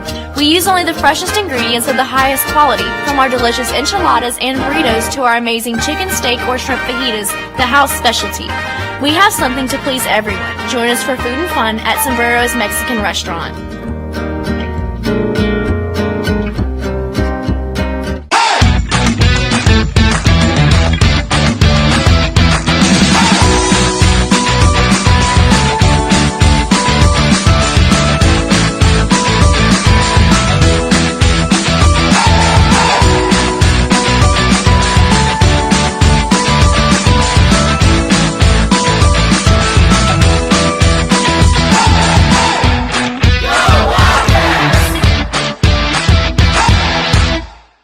This game is brought to you by Wildcat Productions. You're watching Walker High School football. Welcome back to Walker High School. Crystal Deal along with Clint Carver, Mr. Dan Murphy on the field. We just had a timeout on the field by the Wildcats took that one? Oh, the Hornets did. The Hornets did. And 127 will have the Walker High School band, The Legacy, at halftime. They're lined up on the far side of the field for their halftime show. 2nd down and 8 now for the Wildcats. The ball is at the Hornet 13-yard line. Big play here if they can cut that distance in half, because you know they're going for it on 4th down. Here's a handoff to Thomas to the right side. Puts a shoulder down and falls down out of bounds this time. Not a late hit. Gets down to about the 6-yard line. Very close to a 1st down. We'll have to see where they mark him on the far side. That's a great play. It's going to be 3rd down, but Marlon Thomas on the tackle. But, hey, Chris, if you notice, now we're starting to deliver the blow offensively. Instead of teams running over us, McClendon's running over people, Thomas is running over people, Warren Young's running over people. Now that you got to start thinking before you come up and tackle us. Got 2 plays to get 1 yard right here. I see 2 in my future. 3rd down and 1 now. Ball is at the Hornet 6-yard line. They got to get to the 5. Here's a handoff to McClendon right up the middle, and he puts a shoulder down, and he scores. 6-yard run by McClendon. Keep feeding the big man. He's starting to get his confidence. He's starting to learn how to run through those holes. Great drive by the Wildcats. I am falling in love with this offense. 13-20. Wildcats are narrowing the lead here. Hornets with 20, Wildcats with 13 with 1:15 to play in the 2nd quarter. Remember the movie, Remember the Titans? Yep. What was that famous quote he said? Oh, the veer. It's like Novocaine. Novocaine, running the ball. That's right. Always works. Just give it time. Give it time. It always works. That's right.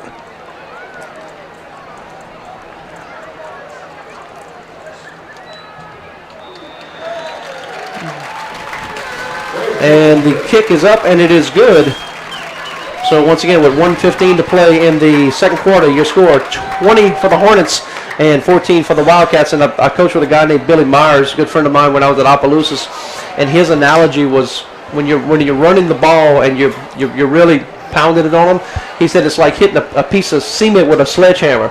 First time you hit it and you've got a little tiny chip that falls off, and you're like, man, we ain't getting nowhere. Then you hit it again, a bigger chip falls off. He goes, and after you keep hitting it, it's just going to start crumbling all around you, and you can't stop it after that. You can't make a better analogy. That's exactly right. I always talk about the running game. I know the game has changed, but you have to be able to run the football when you need to. And right here, this is just a display of great kids listening to their coaches and executing like they should. And this does a great thing for the Wildcats moving forward whenever we play Live Oak next week. Now Live Oak has to look at all the game from the first 5 games, and then also they have to look at this game as well and start figuring out the wing tee. Ball bounces around. Williams can't handle it. Finally picks it up at about the 19-yard line. Goes to the far side of the field. Brought down. We have a Hornet down. Now getting up under his own power. There looks like Jeremiah Bell is going to be okay, but he was down on the turf for a while. Yeah, he's been getting hit lately and doing some hitting, so he was wearing out, just taking a little break. To say this is a big moment in the game would be an understatement. We got 1 minute 6 seconds left. We have to do some kind of umbrella defense where, I don't know if you put in more defensive backs to get more speed on the field, but just don't give up 63 yards in less than a minute and 6. Tackle them, wrap them up, hold on until somebody can help you. Even if it's 5, 6, 7 yards a pop, they can't score in time. First down and 10 now for the Hornets. They'll go trips to the left, and everybody's on the line of scrimmage for them too. And they're going to throw a pass, and this has got to be an illegal formation. And being brought down is T-Set coming back there. Evan King looks like the first Wildcat back there. Correction, was 35. Travion Thomas. Ian Vernon, 44, got in there. Put pressure. Scotlandville has got to understand, when you throw it, you're going to play into our hands. We can play the pass. We just struggle against the run. T-Set pulls the handoff, and he'll slide forward at the 36-yard line. Clock continues to roll with 24 seconds. In all the film I watched, I never saw him slide like that. So they're going the Hornets now will call a timeout. No, they're going to mark him back at the 33-yard line. Coach saying that's where he started this slide. Go ahead, Clint. Coach Mahaffey and his staff have got to be telling their guys, if in doubt, sag. And what I mean by that is don't come flying up trying to make a tackle. Just play back. I guarantee you Scotlandville's got some kind of a reverse pass. Just hold your ground. Stay as deep as you can. And if in doubt, just jump on their back and hold on for life.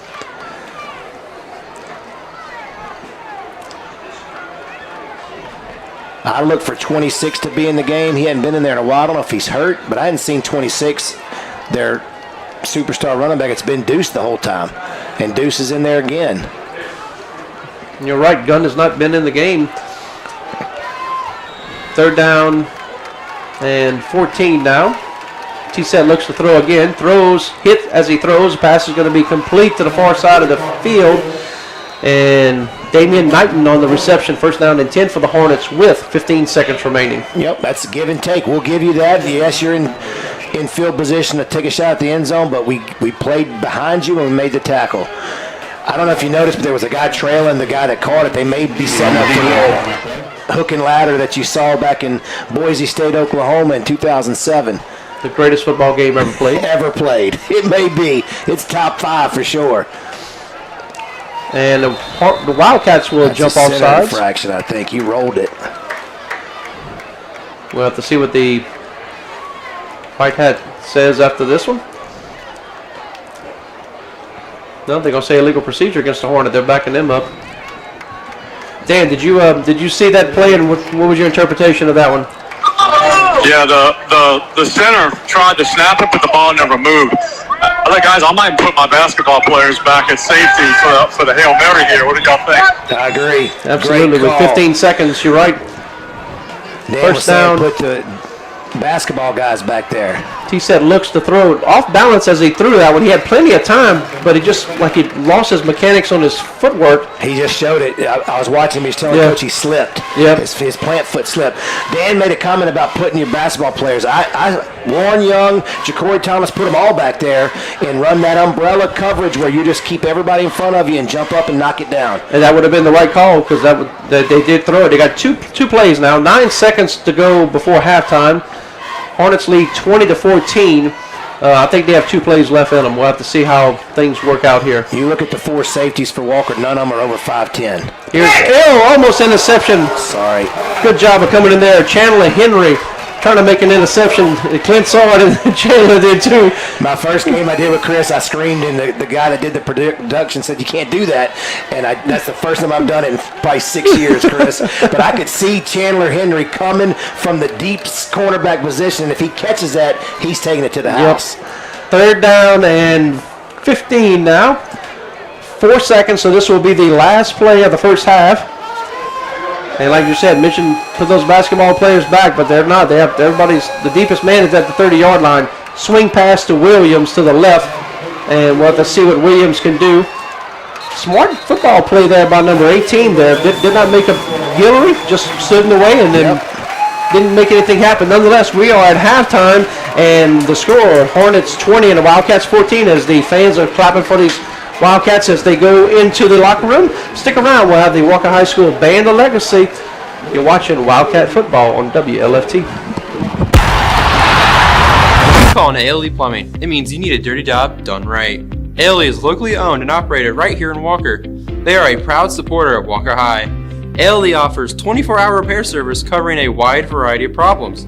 ALE also offers some specialty work in the form of sewer line video inspections, slab leak repairs, and a certification, installation, and repair of backflow preventers. Give ALE a call to get it done. Did you know that North Shore Technical Community College has a new facility in Livingston Parish? Whether you are interested in starting a career or looking for a new career, stop by the campus to learn about electrical, welding, nursing, university transfer pathways, and workforce training programs. Financial aid counselors and instructors are available and ready to answer questions and guide you through the enrollment process. Affordable tuition, quality education, and a convenient location. Build your future at North Shore Technical Community College. I'm Steve Stafford. I'm William Scott Dykes. And we're the official law firm of the Walker Wildcats. We're Livingston Parish lawyers helping the people of Livingston Parish. We're located just off the interstate in Walker. If you're injured in an accident, if you have a criminal matter, or if you need a succession, give us a call. Don't go to Baton Rouge for an attorney. For attorneys you can trust, call us. Sharkey is a local, licensed, and reputable HVAC contractor. They support Livingston Parish Public Schools and surrounding parishes. Sharkey specializes in maintenance, service, repairs of all HVAC equipment, and offering competitive rates. Call us at 225-222-3332 and find us on Facebook at Sharkey Mechanical Services, LLC. You're watching Walker High School football, only on WLFT. For your halftime entertainment, we present the Band of Legacy and the Golden Wildcats. The band is under the direction of band directors Jeff Bigman and Eddie Hirsch, assisted by Austin Moto. Color guard coach is Jessica Guidry, assisted by Caitlin Till and Eddie Cook. Color guard captains are Anthony Matty and Madeline Terrio. Band captain is Hayden Crowder. Drum captains are Abigail Hughes and Meredith Vera Lopez. Drum majors are Nicholas Pendleton, S.J. Albert, and Amanda Yeager.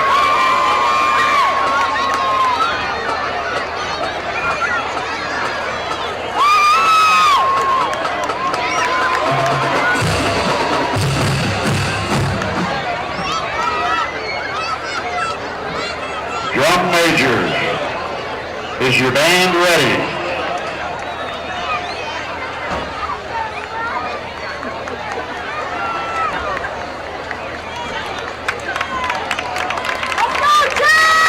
The Golden Wildcats are under the direction of sponsor Jeremy Rotolo. Choreography tonight is done by dance team captain Molly Baker and co-captain Olivia McMasters. Our Golden Wildcats are joined on the field tonight by 94 participants from the cheer and dance clinic that was held this past Saturday. Ladies and gentlemen, the Band of Legacy and the Golden Wildcats, along with their special guests performing to Sucker.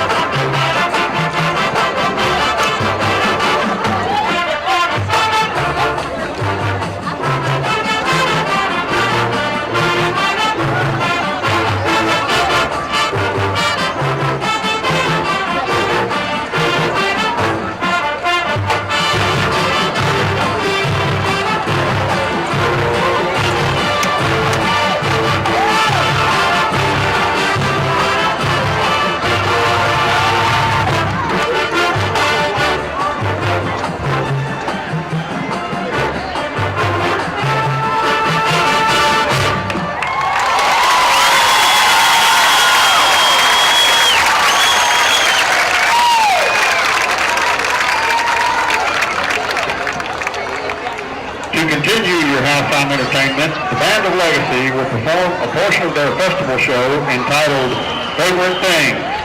Songs will include From Ena Burana, My Favorite Things, Ode to Joy, Mambo, Jurassic Park, and Appalachian Spring.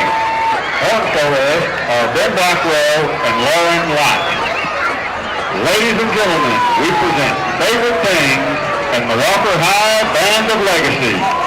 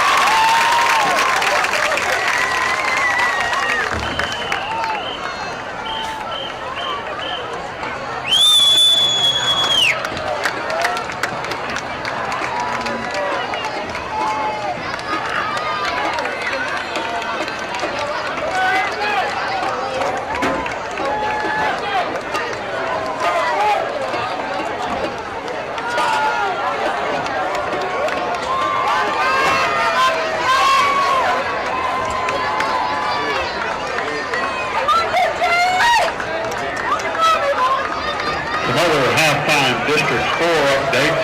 Gentlemen Central are tied up at 7 at halftime. Also at halftime, Zachary leads Lavo 34-7.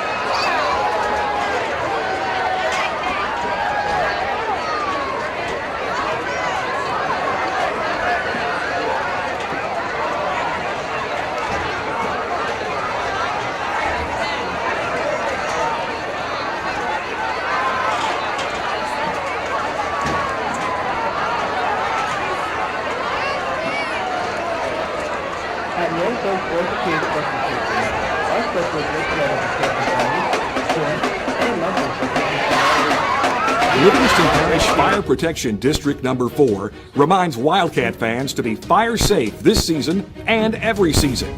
District 4 consists of volunteer and professional firefighters, men and women of your community, your neighbors, providing fire protection and life-saving first response for accidents and medical emergencies. When you need help, we'll be there. Livingston Parish Fire Protection District Number 4, our family protecting your family since 1975.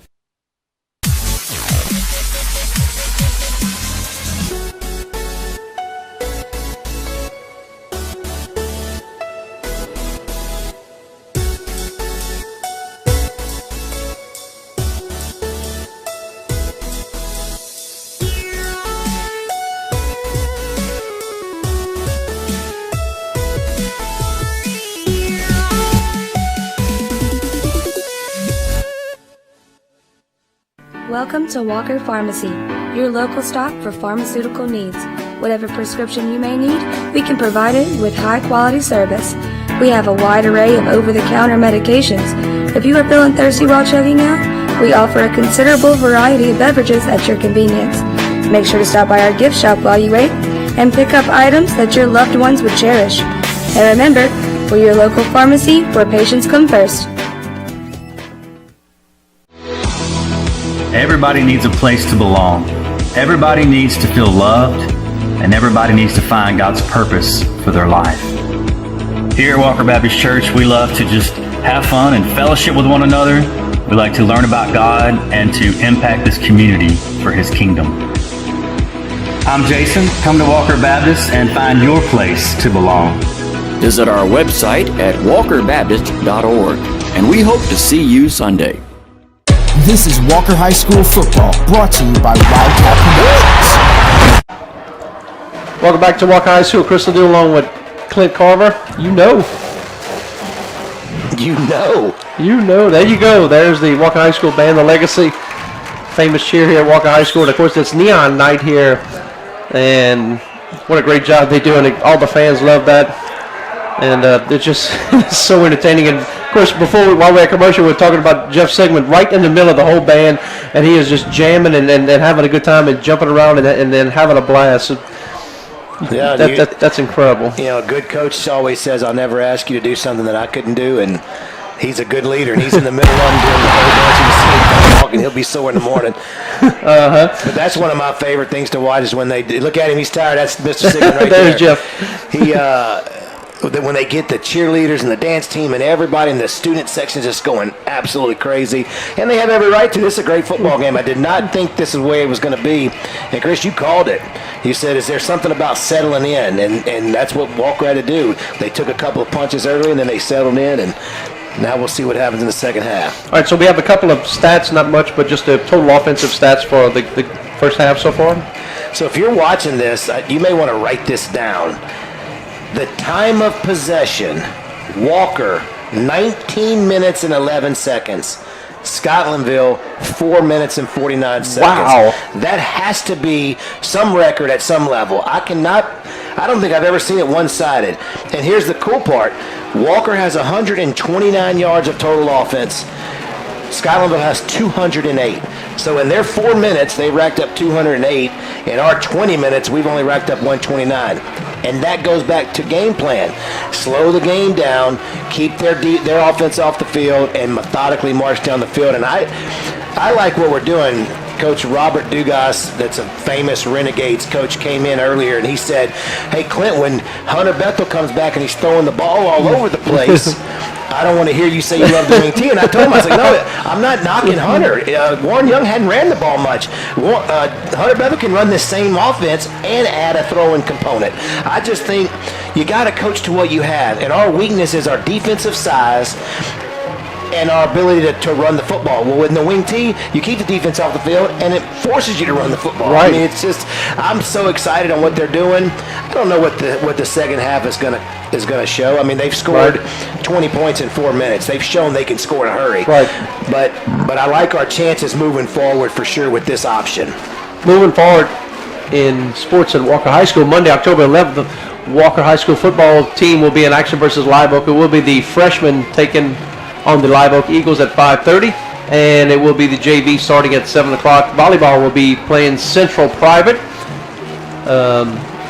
JV will be an away game. It will be JV at 5 o'clock and the varsity at 6 o'clock. Tuesday, October 12th, volleyball will be playing Dutchtown in a home game. The freshmen start at 4 o'clock, followed by the JV and the varsity. Wednesday, October 13th, volleyball will play Sanamon, and that will be an away game. 4 o'clock, freshmen, followed by JV and varsity. Friday, October 14th, varsity football versus Live Oak. That will be an away game. That game starts at 7 o'clock. And Saturday, October 16th, the cross country will be at the Mississippi College meet. And, of course, Mr. Will Silk, been cross-country coach here for quite a long time, does a phenomenal job with those guys and girls. Yeah, for both of them, boys and girls. He was here when I was here. You talk about passion. He has a passion for track, which you don't see that a lot. I mean, he coaches very disciplined, and he's got some talented kids that come from all over the place to run with him. You mentioned the volleyball team right now. Volleyball is sitting at 41 in the power rankings. Only 32 make it. They have a pretty good record at 9-11, but they're going to have to beat some good teams. I think they got 4 or 5 district games left. They're going to have to win a couple of those in order to make the playoffs. I believe last year was the first year they've made the playoffs in maybe ever. I don't know. But I know it was a big deal. It's been a while. No, they haven't made it in the past. In the modern era, so to speak. And they drew Mount Carmel, which is the Alabama of high school volleyball. So we hope they get back in the playoffs and make another run and get to experience that. So the clock ticked down to 0 at halftime, but of course the tradition put 3 minutes back on it, so we got another 3 minutes before we start the second half. As you see the Wildcats doing their halftime warm-ups, and of course, man, I would love to be in Coach Mahaffey's head at halftime and see what changes he's going to make or what adjustments he makes, or if he changes anything, since it seems to be working. Yeah, I don't know if he'll be changing as much as he'll be perfecting. There was a couple of plays they ran where they were a shoestring tackle away, and he's probably telling them, hey, in that situation, bust to the outside or cut back in, or there may have been a block or two that they missed. But I think the formula is working. The Novocaine, your reference to Remember the Titans, the veer, the wing T, it always works. Just keep running it. The opposite of that is you guarantee you Scotlandville's making some adjustments, whether they're going to start bringing pressure in some gaps and try to disrupt it and make us throw the ball. We got to be ready for that too. If they shut this running game down, we got to have to be able to throw some passes. Right. Mr. Lester Ricard, the head coach over there at Scotlandville, and always an electric personality there. If you ever talk to him, he will make you smile. I don't care what the conversation is about. He just makes me smile every time I talk to him. And of course, Mr. Cecil Thomas, former head coach here as well at Walker High School. After Lester was no longer the coach here, and Cecil took over to be the head coach. Cecil went on to be the head coach at Sulphur. And Mr. Keith LaCour, who was here as well, his daughter and his son played. His son played football. His daughter played basketball. So he was a good player. Yep. Mm-hmm. Now I know who you're talking about. You mentioned him in the pregame. I remember his son was a defensive end. He was a kind of a strong safety defensive end. He was a tough player. Warren Young did not play quarterback in junior high. He played receiver. When did Warren Young ever play quarterback? That's what I want to know. There was a guy named Kedrick, basketball player. Kedrick, is it Thomas? Kedrick Brown? Kedrick Brown. Okay. Kedrick Brown played quarterback, and Warren Young and Jacory Thomas played receiver. But they act like this kid's just the only reason he's not playing quarterback is he's playing receiver. I'd like to dig in and see when he played quarterback, because he's got a natural throw of the football. He's got a little bit of savvy in the backfield, but he hasn't played a lot. We've seen him warm up right there on the 45-yard line in front of the Walker bench there. But I think, to answer your question there, Clint, I think it's more that you get the best all-around athlete on the team to play quarterback, to where he can run the ball and he can throw it if he needs to, and then of course you can do some razzle-dazzle stuff, put him in a slot or something, and then throw a pass to him or whatever. But the idea, like we talked about this before, get the ball in the best player's hands. No doubt. And, the NFL and college has shifted over the last 15 years to a more athletic quarterback, and that's probably what happened.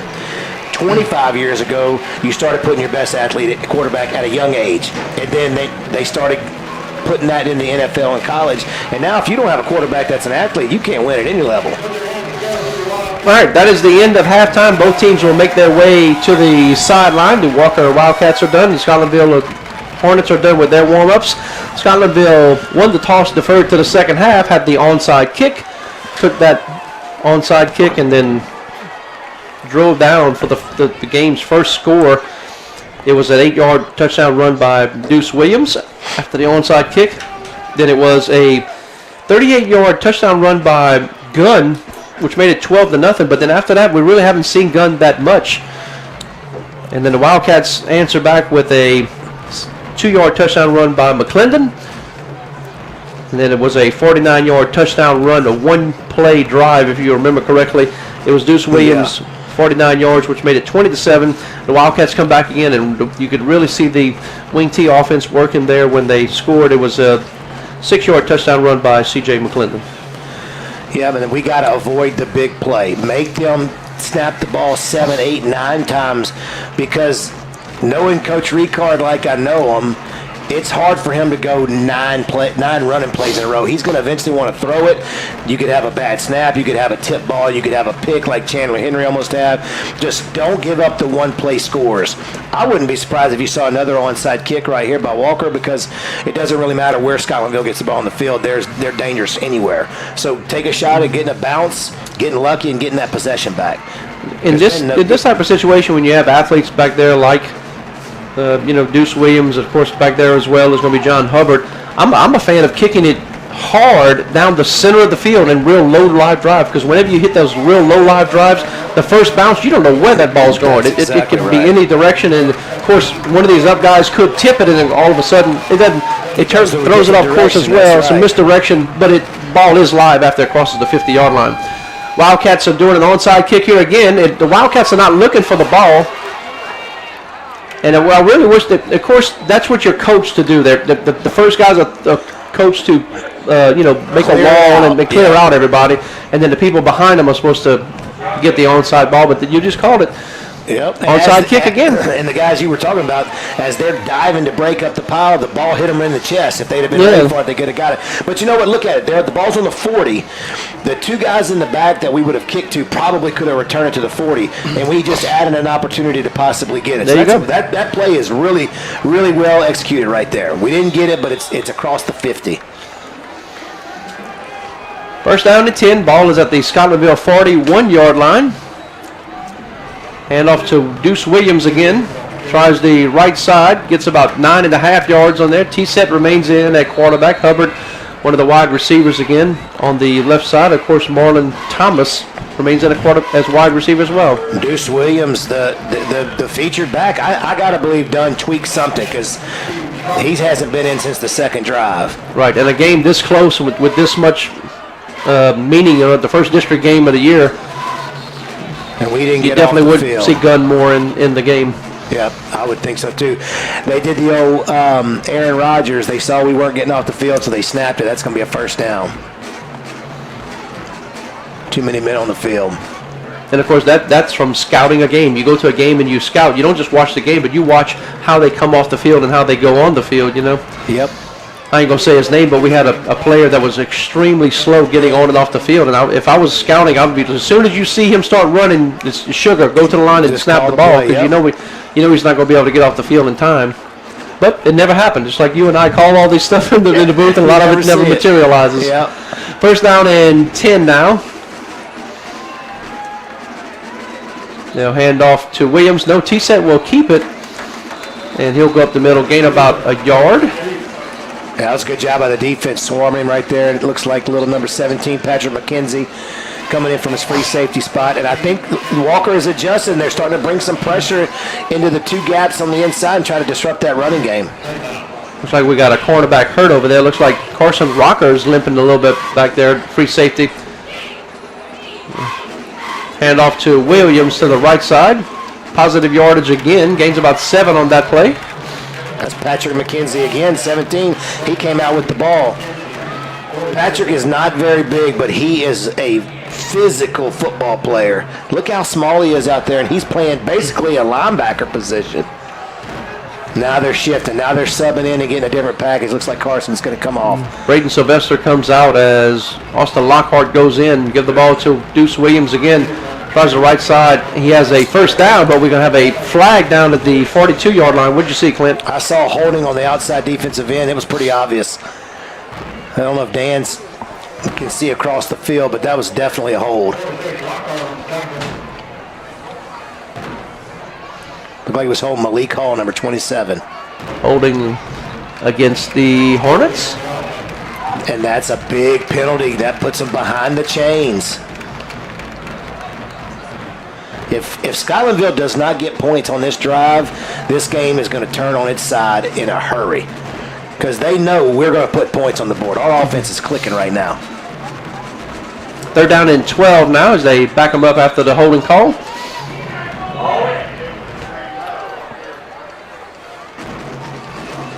Here is the snap. T-set looks, throws, complete to Williams out in the flat.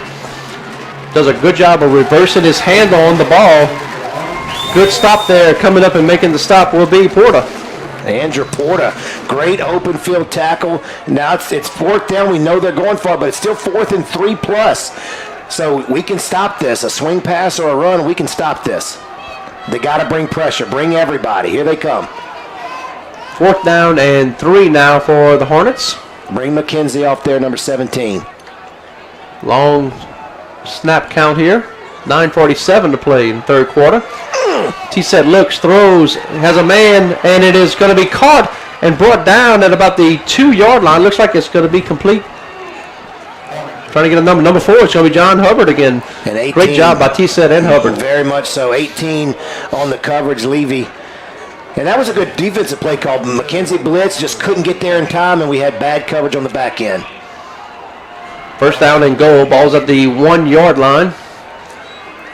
T-set hands off to Williams. Walks in, untouched, 1-yard touchdown run by Williams. I wish we had instant replay because I want to see where number 18, Levy, was in relationship to the receiver because he was 10 yards beat and he almost closed the gap and was about 3 inches away from knocking it down. Had he played a little bit softer in the coverage, I think he could have knocked it down and got him to turn the ball over. 59-yard touchdown drive by the Hornets. Hornets now lead 26-14 over the Walker Wildcats.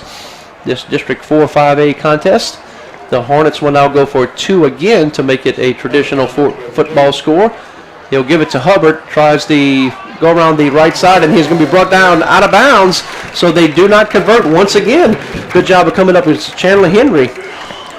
Chandler Henry's playing a great game from the cornerback position. Once he read run, he came out, set the edge, turned it in, and just kind of slow played it to the out of bounds. Nice. That could be big right there, Chris.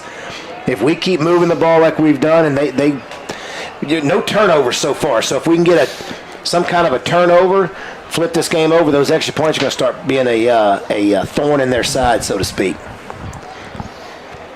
Defense kind of worn out, but I don't know why they haven't been on the field much. Right whenever we talk about Scotlandville doing a good job of running the ball and then just have to run the ball, and then all of a sudden they throw a big bomb down the middle, and T-set, it's like he's all or nothing. He'll throw one in the dirt, 15 yards in front of you, then all of a sudden he hits one right in stride, right perfect. And I like I said, that play's haunting me in my mind because I don't know why Levy would have been so far behind you on just a go route unless he read run as the safety. But if he could have just played 2 or 3 yards deeper, he'd have knocked that ball down. Have we had 5 onside kicks so far? Every kick at least 4. I know that, right? Onside, yep. I think 4 onside and 1 squib. So that's a unique element to this game as well. At least 4 onside kicks. And see, the front line for Walker needs to make sure they're right at that 50. And they don't run until the ball, they're moving them up. See, coach is moving them up. You cannot run until the ball's past you right here. And when I was coaching at Opelousas High School, I was in charge of the up guys. You do not move until you see the ball kicked. Yep. Good advice.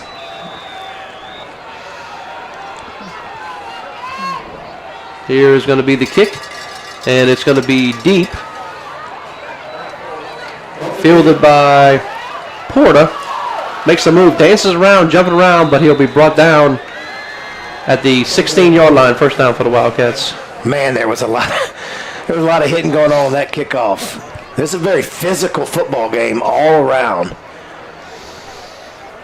Now let's see if we can't get physical on the offensive line right here and push the ball down the field. There's a play in the wing tee that you fake, and the outside receiver acts like he's going to block the free safety and then just runs a go. You can run it 1 or 2 times a game. It's in their pocket. Let's wait and see if we see it this drive. And it's pretty much undefendable. First down and 10 now.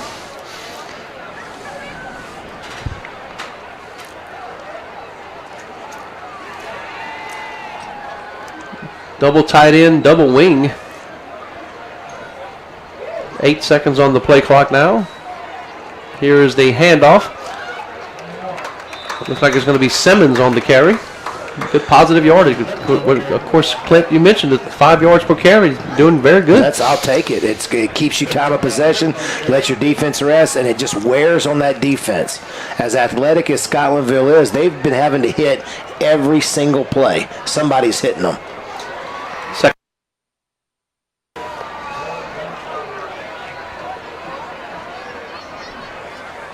Play clock at 19. They're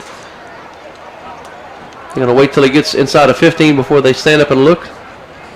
Well, they're going to wait. There you go. There you go. Got to get the play. And, of course, they still want to slow play this game. The coaches do.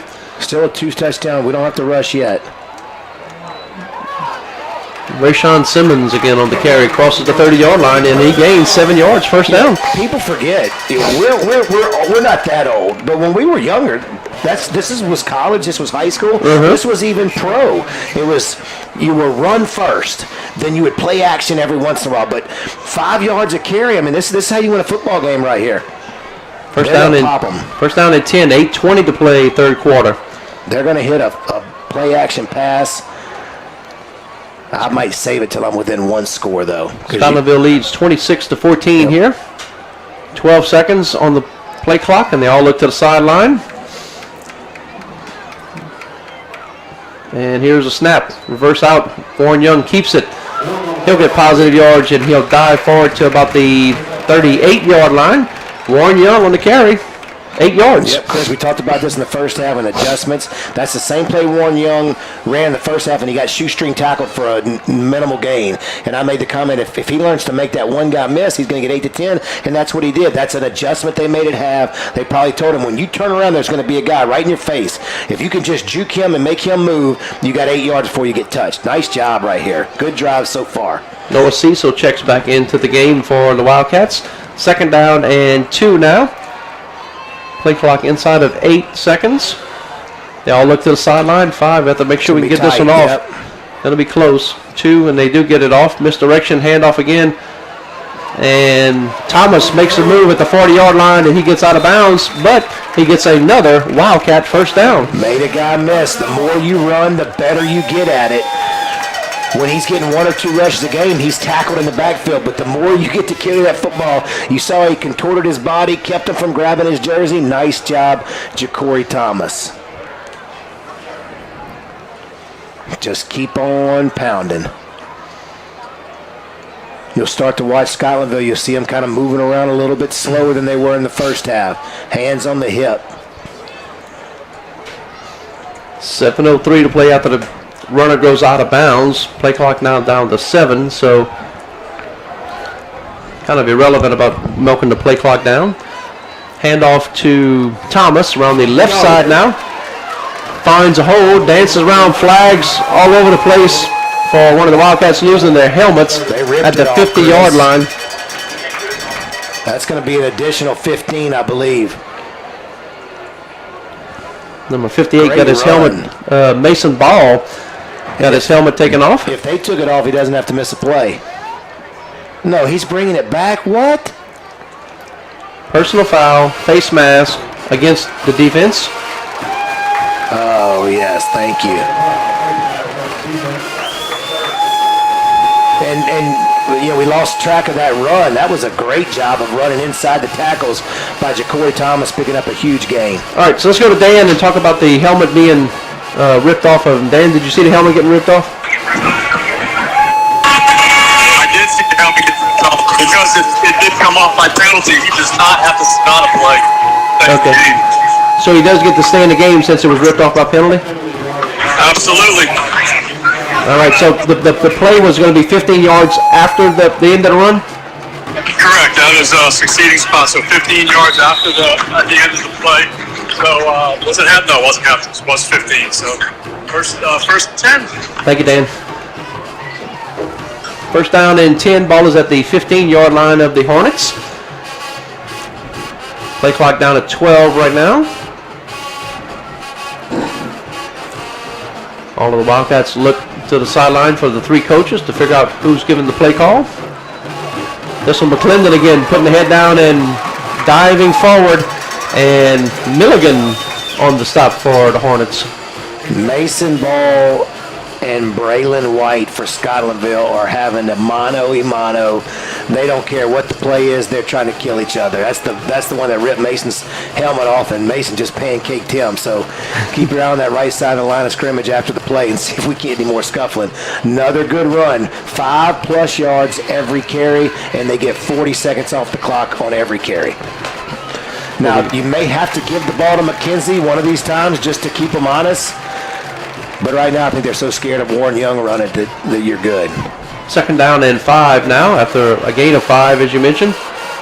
This time McClendon again on the carry. Gets down to the 4-yard line. And another pancake tackle, and the helmet comes off again. This time, no flag. I've been in, now he's got to come off because they're not going to say he pulled it off. I've been in these types of wars where it's just you and me, buddy. That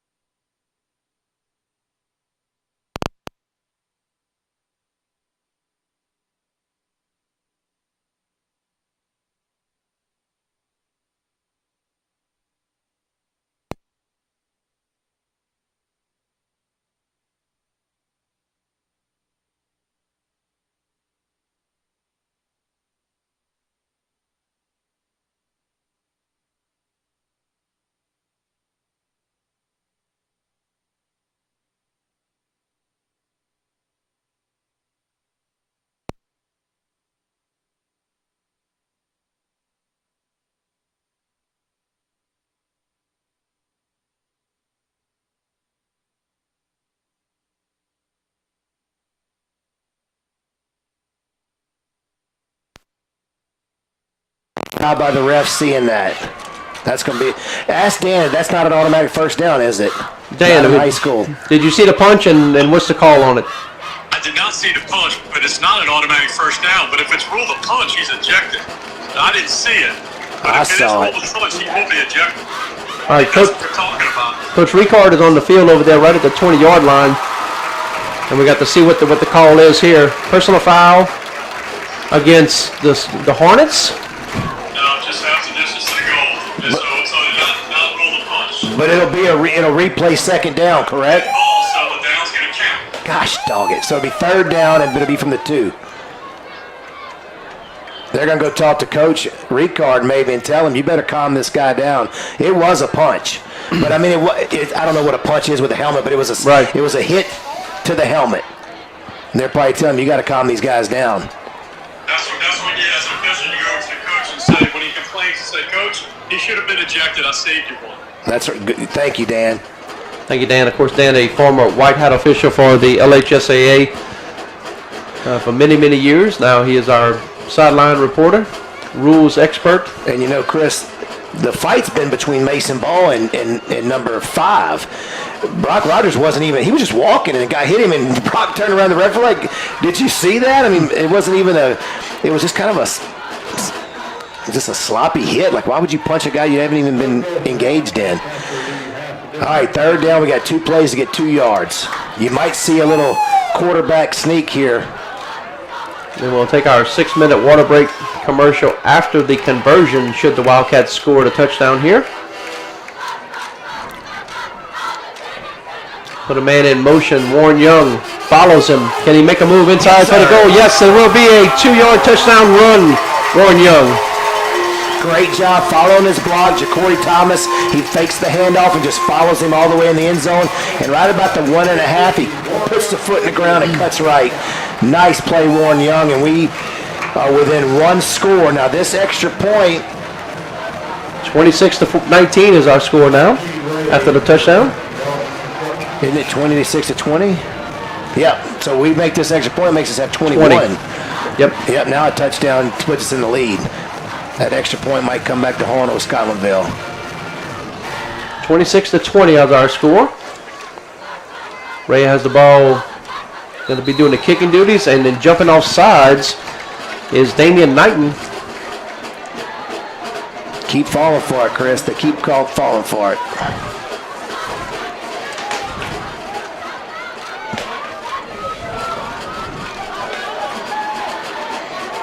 Of course, if the drop, yo.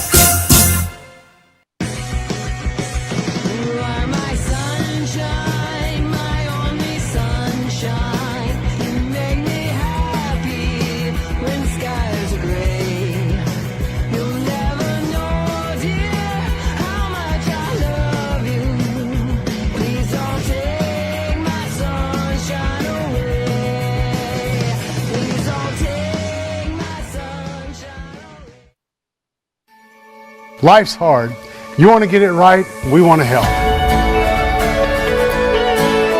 Maybe you feel like Christians are more known for what they're against. But we want you to know that God is for you, and we are for you. No matter who you are, or where you are on life's journey, we have a place for you. we'd love for you to come and check it out.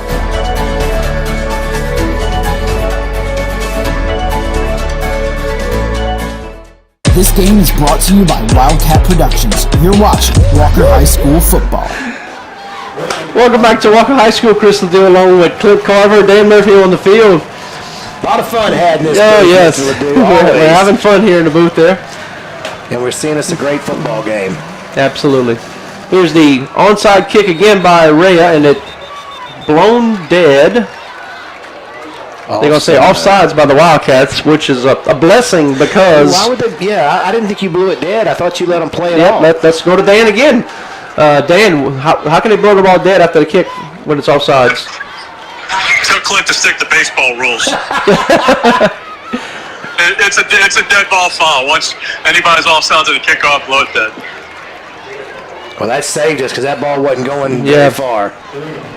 And, of course, as we know, the rule on the kickoff, once the ball is kicked, the receiving team can touch it at 1 yard, 2 yards, 10 yards. It doesn't matter. But once the ball is kicked, if you are the kicking team and you're trying to recover the ball has to go 10 yards or touched by the receiving team. Yeah, and I thought it might have hit the feet of number 10, but it did not, and they called it dead anyway. So the Wildcats will back it up 5 yards, and they'll tee it off from the 35 now.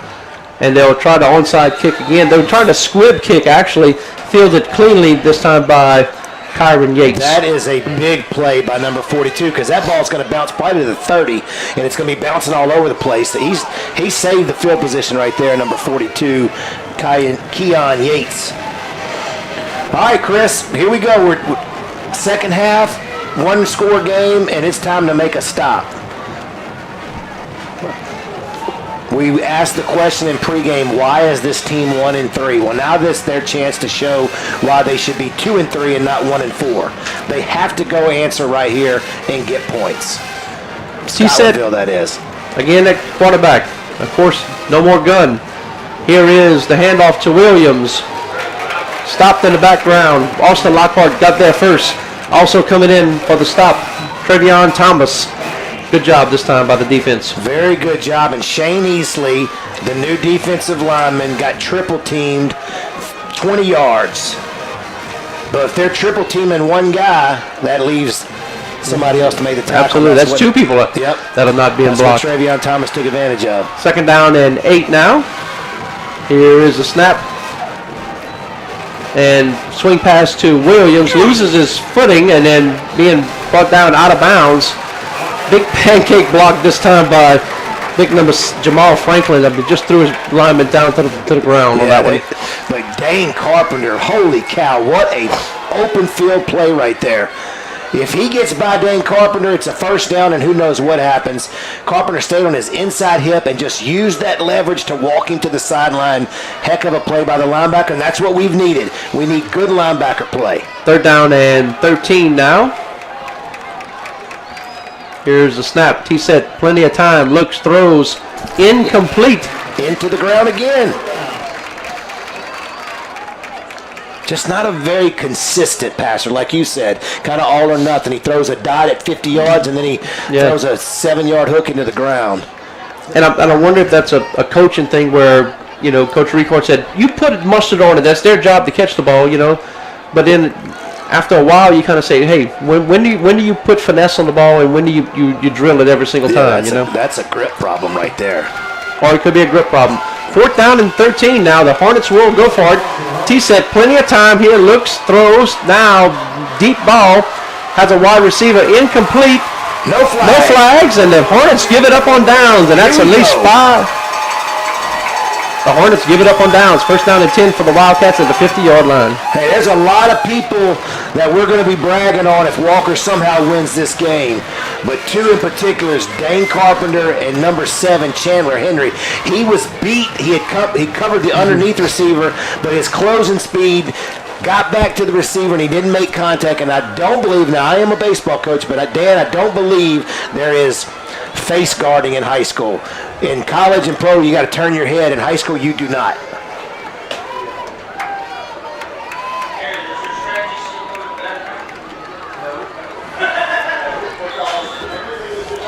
.257 to play in the third quarter. Hornets 26, Wildcats 21. Wildcats have been driving the ball and able to score.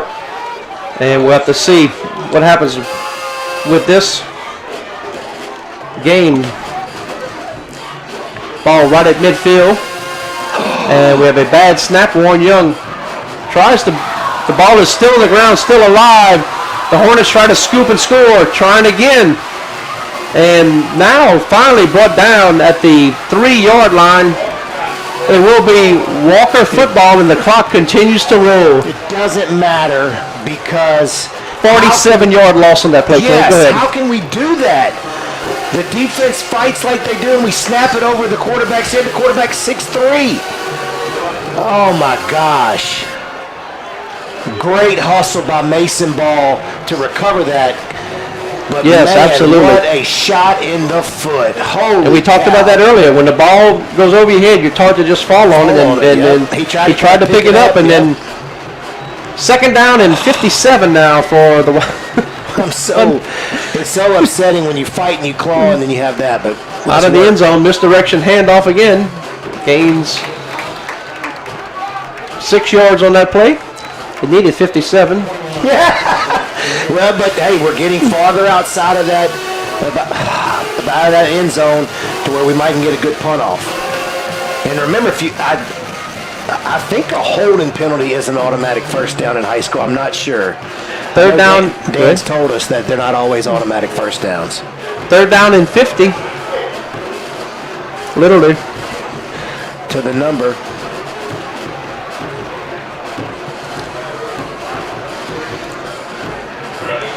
What a turn of events one play can make, huh?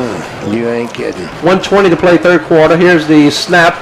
Warren Young will now reverse out looking to throw, and does throw, has a man wide open in the flat as McKenzie, and he'll be brought down out of bounds and stop the clock with 1:08 to play in the third quarter. Well, as upset as I am on that snap above his head, this is about as good as you can hope for. We gained another 20, 22 yards. That'll help us flip the field on a punt. And we're just going to have to come up with another stop on defense. This time the Hornets will put Damian Knighton back deep. Chris, they may be coming to block it right here. You see everybody so close to the line of scrimmage? I wouldn't think that was smart. You don't want to rough the kicker. 12 seconds on the play clock. Here is the snap, and there is the kick. See if we can get it to touch a Hornet or some kind of way, and then takes a Hornet bounce, jumping up in the air and getting the stop is Peyton Nichols, trying to minimize the damage after the punt. Yeah, just didn't have a lot of good fortune on that drive. We finally played probably one of our best defensive stances and just had some bad luck.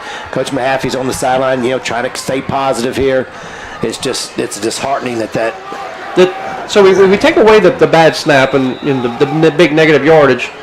On all three of the plays that the Wildcats ran, super yardage. I mean, like 6 and 12 in every play. So it would have been first downs. That's correct. They put the ball in play for the Hornets, and the play clock's down to 10 seconds now. Have to see if they can get this one off. First down and 10. Ball is at the Wildcat 42-yard line. Williams on the carry. Gone. And then he breaks free, and it will be a touchdown. 43-yard touchdown run for Williams. Of course, another one-play drive and a run for a touchdown again by Williams. When you've struggled and you've been pushed around on defense and you finally make a stand, I think it just crushed them. To have the plays fold out the way they did, it's like, oh, now we got to go out and stop them, and you could just tell their heart wasn't in that play. 32-21, Hornets lead. We'll have to see if they can make a conversion, and they do. They make their second conversion of the night. 34-21 score now. Now, Chris, as bad as this is, we're actually in a pretty good spot. If we can go 6-8 minutes like we've been doing and punch the ball in, and then we put pressure on Scotlandville, basically we're saying if you don't score here, we're going to win this game. Because if we score, Scotlandville has to score because they can't stop us. Right. We get a turnover, a penalty, something. But right here, we got to focus on no penalties, no false starts, and just methodically move the football down the field. Because well, I would say they would squib kick it, but in this situation, I think they're going to kick it deep. Very good analogy, and you can definitely see that playing out or coming to pass here. Fruition, as they say. But the key is, there's two keys. You got to score first, and you got to stop them. Yep. And then get the ball back with a lot of time on the clock, and then do what you've been doing. Yep. It's been working. Dane Carpenter, Coach Miguez, kind of talking. Dane was the one that hit the guy and let him and didn't tackle him when he made the long touchdown, and Dane was saying, "That's my fault. That's my fault."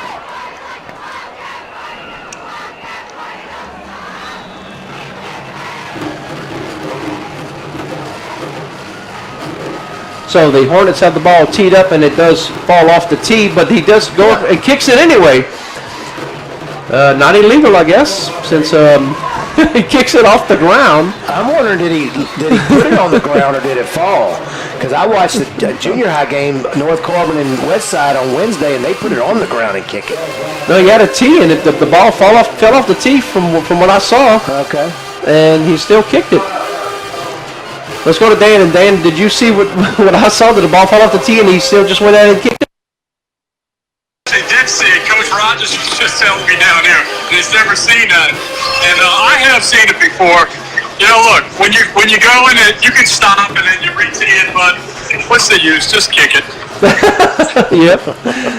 And by the way, I heard Clint asking if he thought holding was an automatic first down, defensive holding. That is not an automatic first down. Wow. So I thought that happens a lot in the pros where it's like 3rd and 1,000,000 and there's a penalty and it's an automatic first down.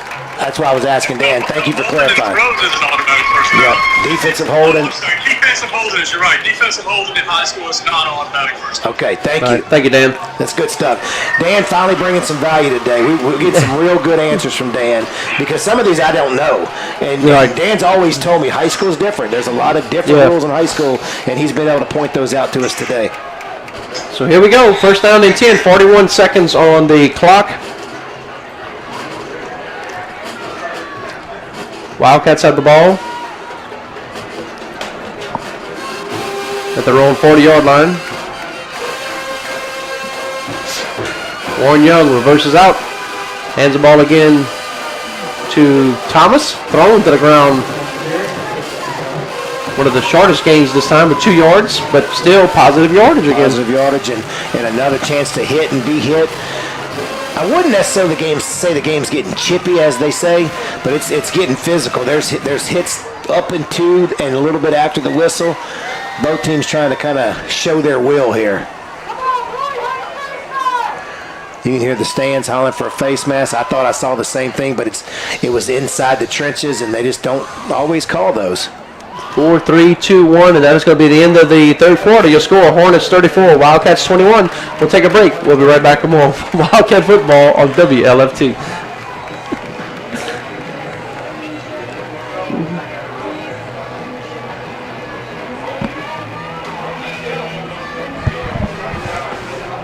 Yes, we're going to commercial.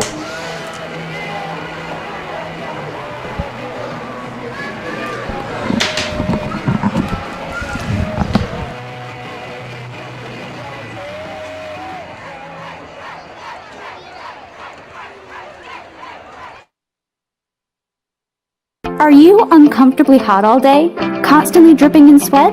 Are you having a hard time with your AC? Kent's is what you need. At Kent's HVAC, we have many services to offer, such as AC repair, tune-ups, AC installments, and much more. Our locally owned company is proud to provide 24/7 services and send trusted employees to assist with any problems you may have. We make it a priority to give your family the comfort we know you deserve. Call us for all your HVAC needs. My dream was always to help other people, but when I tried to start my own business, I quickly realized I was in over my head. That's when I called Alina Levine. She helped me navigate the complicated business of starting a business. But the help didn't stop there. Her friendly team of accounting experts handle all of the things that I never thought of when I started this journey, because I started my business to be a counselor, not an accountant. Thanks to Alina, now I'm able to focus on doing what I love, helping other people. Hey, my name is George, and I love the Chick-fil-A grilled nuggets. It's like me grilling at home. It tastes very similar to that, except the seasoning. I probably can't season it as well as Chick-fil-A does. The chicken's super tender, and honestly, the best nuggets I've ever tasted.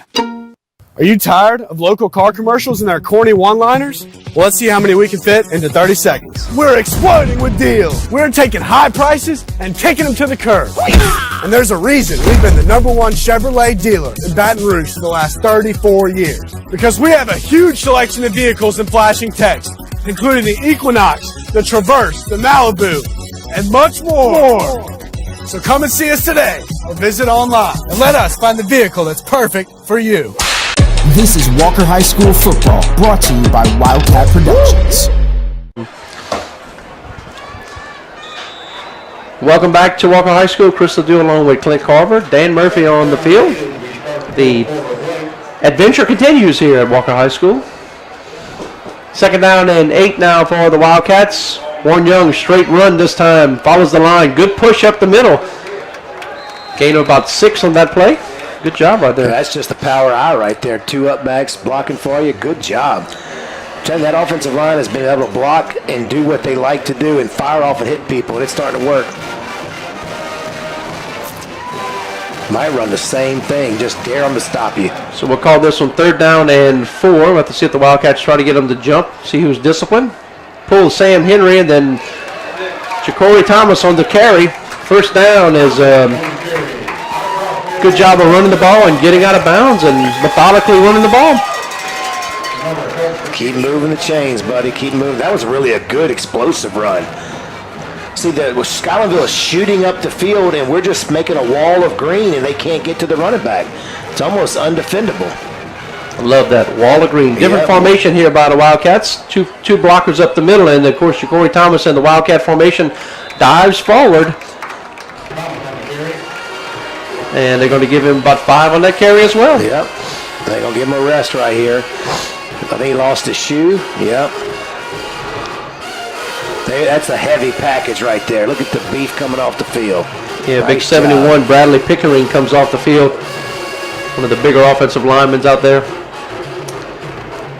Rayshawn Simmons is in there. Looks like Warren Young will probably go back to quarterback. Ethan Lander still out there. Brock Rogers, Roman King.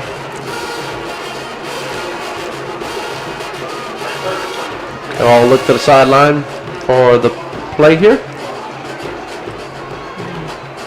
Here's a handoff up the middle. Getting past the 30-yard line. And by putting Rayshawn Simmons faking inside and Ja'Cory Thomas faking the sweep, those linebackers have to go cover those guys, and it just opens up a hole for Warren Young to pick up 3 or 4. Thomas comes out as C.J. McClendon comes in. Get that man some water. Where's our water girl? 10 minutes to play in this contest. Hornets lead 34-21. 3rd down and 2 now for Walker.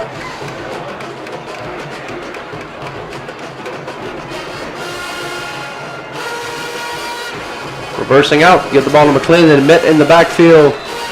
This time coming up quickly and making a stop is going to be Cooley Jr. Yeah, they just kind of an all-out run blitz. As soon as he reversed his footing, they came running. A little slow developing. 4th down and 5 now. The Wildcats will go for it. All right, for all intents and purposes, this is going to be your ball game. You don't want to turn the ball over here down 2 scores. You get it, you got a shot. Here we go. I don't think I've ever seen a game where both teams went for it so many times on 4th down in the game before. And he jumped and they didn't call it. No, I haven't either. Like, it's almost, punting's non-existent.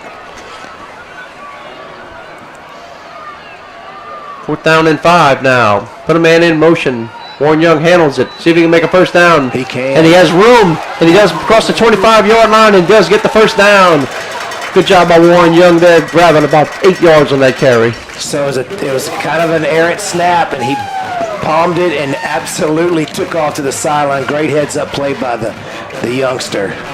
8:47 to play. Yeah, Peyton Nicholas, the receiver number 9, got rolled up on. He's kind of limping out there, but luckily not serious. Clock is running, as you said, Chris, and we're just going to keep chewing it up.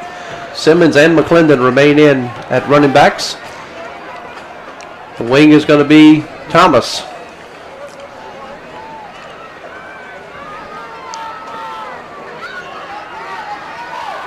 Here is the snap. They're going to reverse out again. Give the ball to McClendon this time. Dives forward, crosses the 15-yard. No, sorry, that's Simmons. Crosses the 15-yard line. Gain of about 8 on this play again. And Mason Ball is tangled up with somebody else, and the other team's complaining to the ref. It's like, hey, the ref's probably telling them, dude, you've been doing this all game. Nice play right there for Rayshawn Simmons. I don't know how well Walker keeps records. This will go down as the highest field time of possession game in the history of the school. No question about it. 2nd down and 2 now for the Wildcats. Play clock is at 10. And of course that's where they're coached to look at the sideline after 10 seconds is on the clock.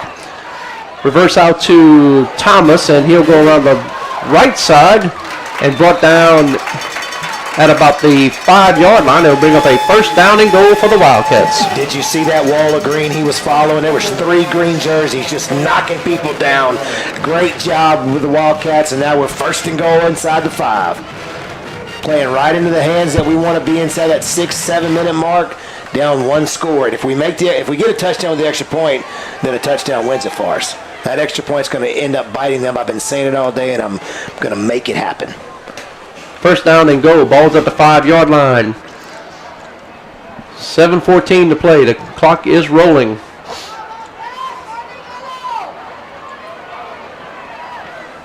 Here is the snap. Give the ball to McClendon. Puts his shoulder down. Met at the 1-yard line. And he's going to be brought down right there. Second down and goal from the 1. I thought they're going to stop the clock. I thought he got a little closer than the spot. They got up under. No, he's inside about the 2. I'll take that. Think I'll mark him at the 2. All right. It looks like about the 2, yep. 6:51 to play. If the Wildcats score here, we'll take our 6-minute water break after the conversion.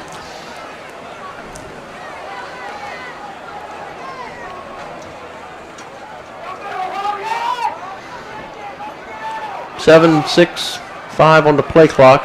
3, 2. The Wildcats do get it off. Reverse out and hand off, and it's going to be a touchdown run. 2-yard touchdown run.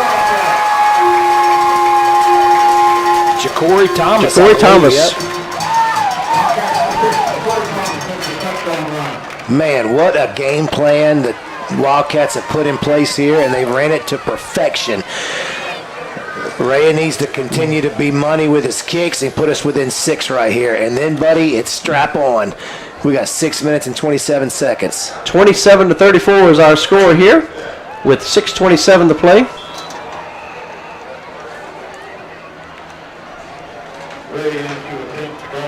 Come on, Hayden. Come on, Snapper. Here's the kick. It is up.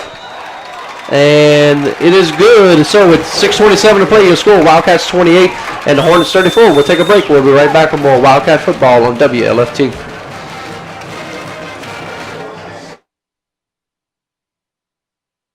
At Kentech, we are your #1 supplier for communications, cable, and top-of-the-line security installations.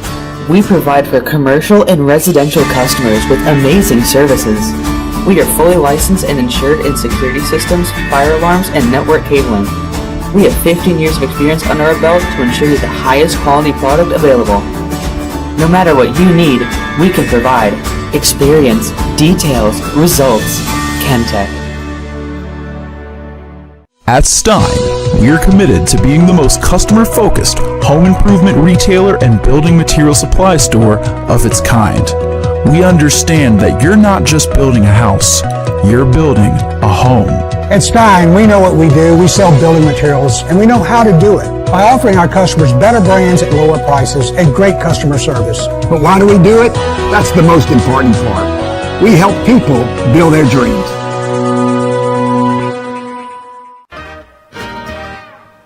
Sombrer's Mexican restaurant offers our customers some of the most authentic and delectable Tex-Mex cuisine in the area, all served in a family-friendly atmosphere.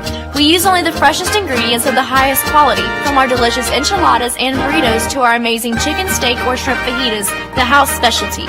We have something to please everyone. Join us for food and fun at Sombrero's Mexican Restaurant.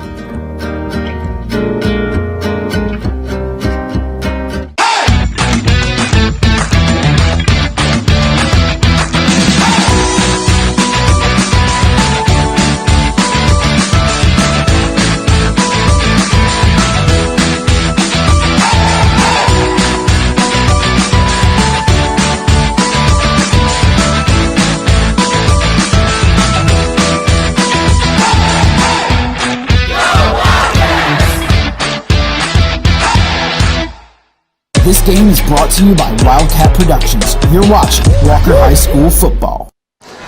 Welcome back to Walker High School. Chris Ledoux along with Clint Carver, Dan Murphy on the field, and what an exciting game we have here. Hornets 34, Wildcats 28, 6:27 to play in this contest.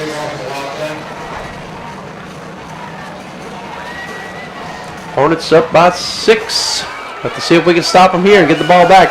Kicks the ball over the head of Williams, and the ball goes into end zone for a touchback. And so they weren't ready for that. And good job. This time they'll take it out at the 20. That was a good kick right there. All right, we had it looks like number 5 for Walker. That would be, no, is that Carson Rocker? No. What number? Is that Ja'Cory Thomas? So Ja'Cory Thomas on the kickoff, they absolutely we had a flag down at tackled him, and they're going to call it against us? No way. This is where your coach has to show restraint. That was a personal foul on them, and they're calling it on us.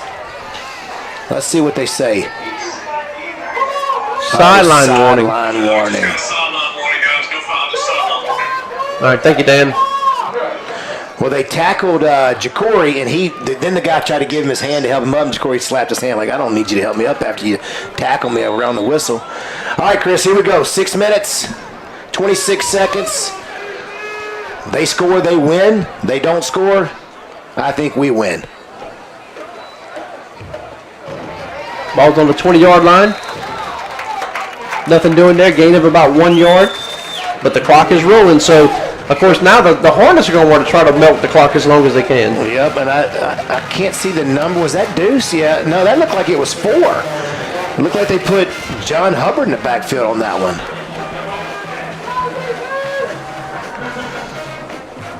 Here's a handoff to Lockhart. Good job. Deuce again. Austin Lockhart on the stop. And we had 2 linebackers tackled on the backfield. I'm not saying they're getting tackled like holding, but they were flattened. Got to have the defensive line check up because our linebackers are just getting killed by those linemen. Great job. 3rd down and long here.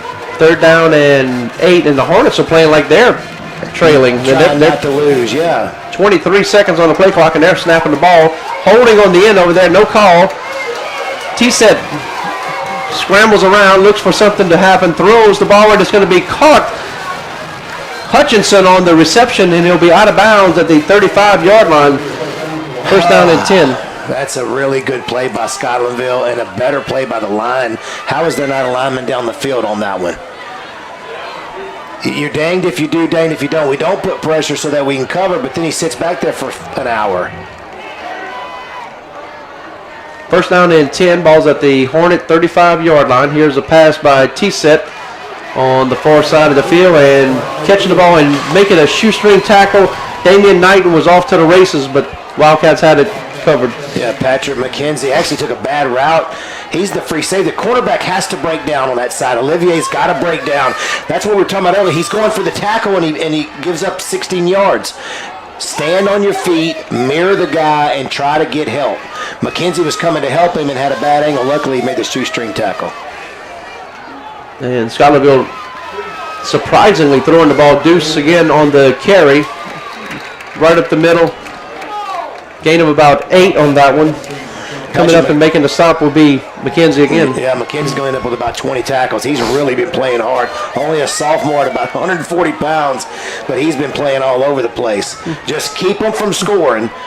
Make them keep snapping as many times as you can. 2nd down and 4 now. High snap, and they're going to throw the ball again. Not worried about the clock here. T-set looks in the end zone, has a man, Hubbard, and off of his arms. And John Hubbard had it in his grasp and could not make the catch. That's the same play they ran for the touchdown, and I was wondering why Levy was so far behind. On that one, he was in great coverage, was able to rip the ball out of his hand.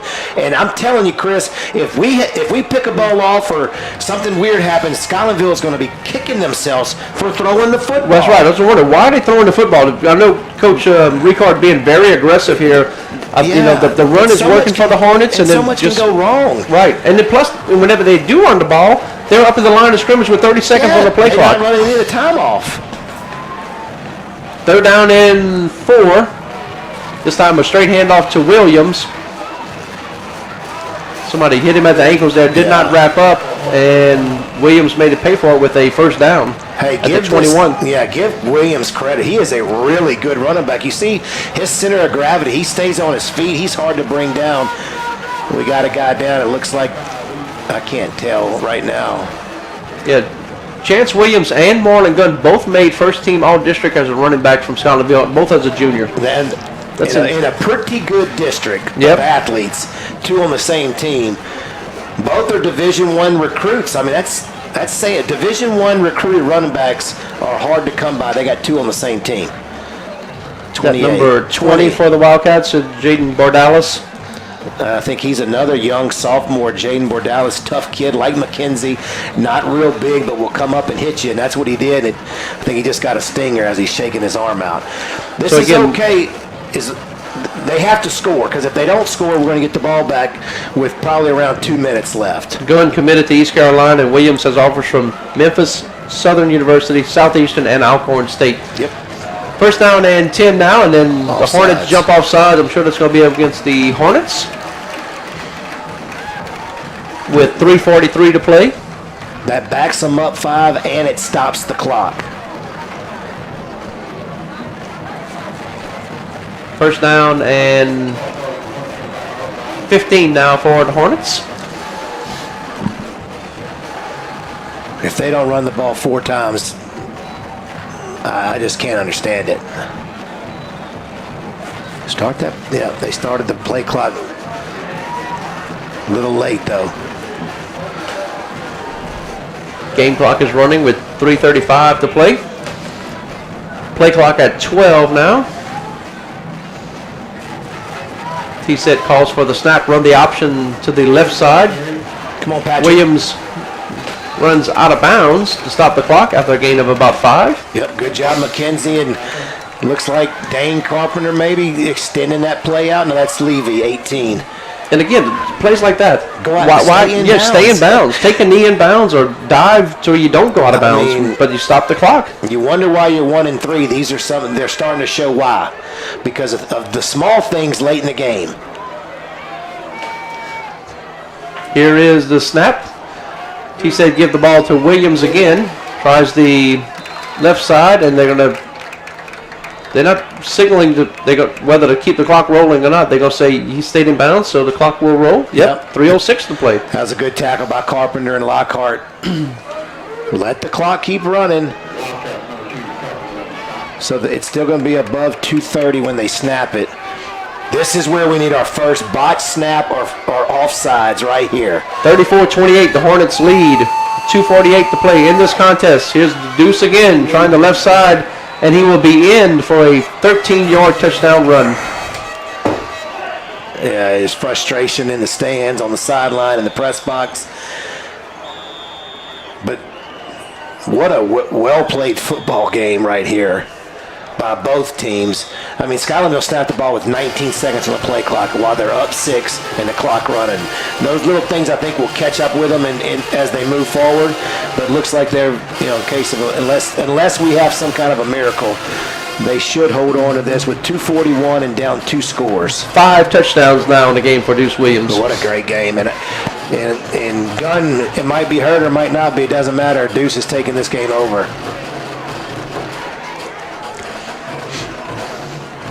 First, here's the 2-point conversion. Deuce running, diving, stretching out to see if they give it to him or not. No signal yet.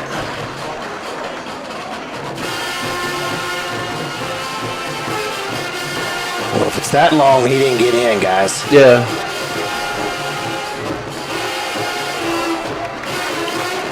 Yep, no signal, but he did not get in. So the score, Hornets 40 and the Wildcats 28 with 2:41 to play. So what you're going to do here, Chris, is you're just going to try to score. You can't worry about scoring the second one, obviously, until you score the first one. But if you score the first one and you have any time, you can go for the onside kick and you can get something going here. And again, another missed extra point. We'll see if that comes back into play. Now, the methodical 4 or 5 yards of play is not going to work here. You're going to have to hit something pretty quick. And anytime you're running the ball, you cannot look to the sideline for a play. You need to just get up to the play and just get up to the line and run it. I know they were trying to slow play this game, but now they needed to go faster. Speeding up. Yep, I agree. Hornets 40, Wildcats 28 with 2:41 to play in this contest, and it's going to be very hard to win this game now after this turn of events. I'm extremely proud of our defense, our offensive line, our coaching staff. I mean, Warren Young, coming in at quarterback. It's been a great game. 0. I don't know if we have any false start penalties. Walker doesn't. And that has kind of bitten us, those negative penalty plays. I don't really think we have many, if any, of those penalties. I don't remember any turnovers either. Yeah, no fumbles, no interceptions. That's all a mixture for winning football games. It's not flashy, but it works. And I think Coach Mahaffey and his staff are going to think long and hard about this type of offense and this type of grinded out play. Nick Montgomery has the ball teed up again. And this time he kicks it.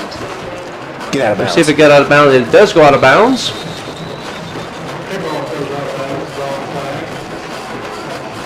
So the Wildcats will have it first down and 10 at the 35. So 2:41, you need to score, realistically with 50 seconds left to have a shot at scoring again. So you've got about a minute and 50 seconds for this drive. It looks like they're going to call it back. Well, if they call it back, are they going to make them re-kick it? That takes another...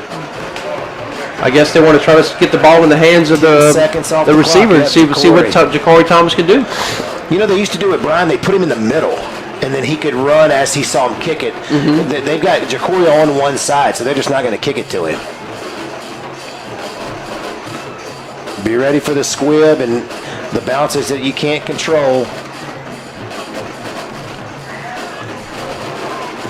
Yeah, let's see Coach Lester Ricard on the field right now giving directions to his kicker, Nick Montgomery. 5.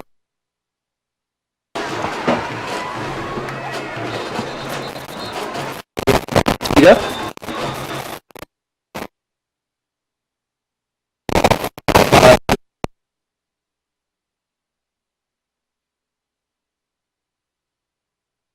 He could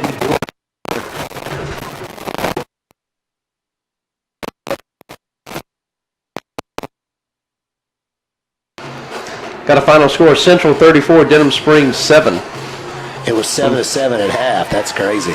My friend Robert Graves with the final score there. Thank you, Robert. I wonder if we can get a Zachary score. I mean, it was when we were at halftime, it was 7-7 Central and Denham, and they win 34-7. So they probably leaned on them late and started to wear them out. Kind of interesting taking the timeout on the kickoff. That's what I'm saying. I can't figure out why, unless he did flip it to the other side, maybe to get away from Ja'Cory. You can't onside kick it here. I mean, you can't give us field position with 2 minutes and 46 seconds. You got to kick it deep and run another 5, 6, 7. Look, now they're switching. Look at Ja'Cory.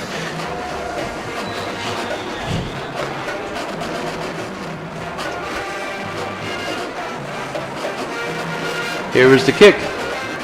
Swift kick right down the middle. Hits Ja'Cory in the hands. Dances around, picks it up at the 13-yard line. Makes the move. He's at the 40-yard line. The kicker to beat. And there goes Ja'Cory Thomas. And it's going to be a touchdown. Kickoff return touchdown for the Wildcats.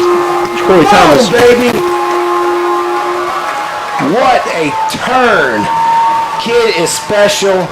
Great job of blocking by the kickoff return team. 87-yard kickoff return. Ja'Cory Thomas. Ja'Cory Thomas. Hello, Walker Wildcats, and we are one score away. It's all going to come down to the onside kick here. 40-34 now with 2:25 to play. Why are we 1-3? That's why. Why are they flying down the field to make the highlight reel tackle? Did you see it? We don't have a replay, but the gunner's trying to kill Ja'Cory Thomas. Just stand there. Let him run 10 yards and tackle him. They may still beat us, but that's why they're 1-3. Reyes set to do the extra point duties here. Here's the snap, a little bit low. Not handled by McKenzie. Fires on, and McKenzie will be brought down, so that one's on the center there. Not a good snap. It kind of bounced it to McKenzie. Couldn't get it on the teeth. And Brock Rogers is still in there snapping. That normally on the field goal they bring in Caden Peterson, but they had Brock Rogers in there, and it looked like it just didn't come out his hands right. I don't know. Nonetheless, the Wildcats do score 40-34. And, if we score an extra point, still wins it because we're down 6. So it's not that big of a deal. But this is a big extra point. Do you have how many timeouts do we have, Chris? 3. 3. Scotlandville has 2. What a great football game to start this month of October. Absolutely. Next game for the Wildcats, we will travel to Live Oak to take on the undefeated Live Oak Eagles, 4-0 right now, but they're playing Zachary tonight. Both teams undefeated. Live Oak 4-0, Zachary 5-0. And next game for Scotlandville Hornets, they will play at home versus Central, and the Central are 4-1 team, and of course they're 5-1 now. My friend Robert Graves told me the final score after they beat Denham Springs.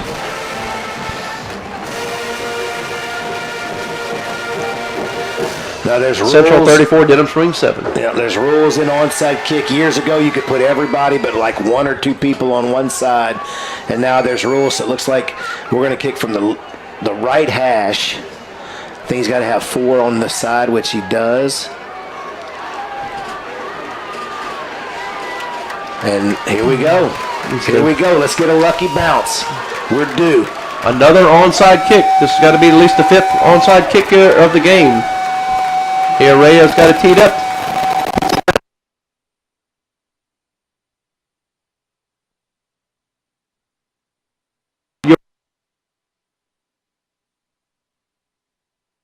Excuse me. Yeah, you saw that, Chris. Number 6.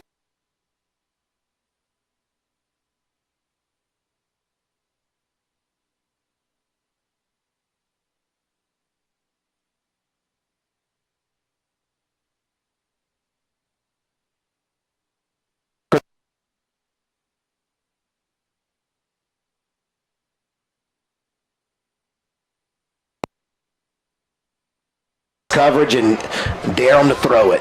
Zachary won 54-21 over Live Oak. Final score. First down and 10. Ball is at the Scotlandville 49-yard line. Here's a handoff to Williams. He'll try the left side. Brought down. Good job of coming up and making the play there. 33. That's Olivier. That's what they got to do. Don't worry about the coverage. If they want to throw it, tip your cap. Come up and make a tackle. Second down, we use our first timeout. Plenty of time left if we can hold them right here. Time out with the field? Go ahead, I'm sorry. Go ahead. No, go ahead. We have not stopped them when they've ran the ball 3 straight times. The only times we've gone 3 and out was when they've tried to throw it.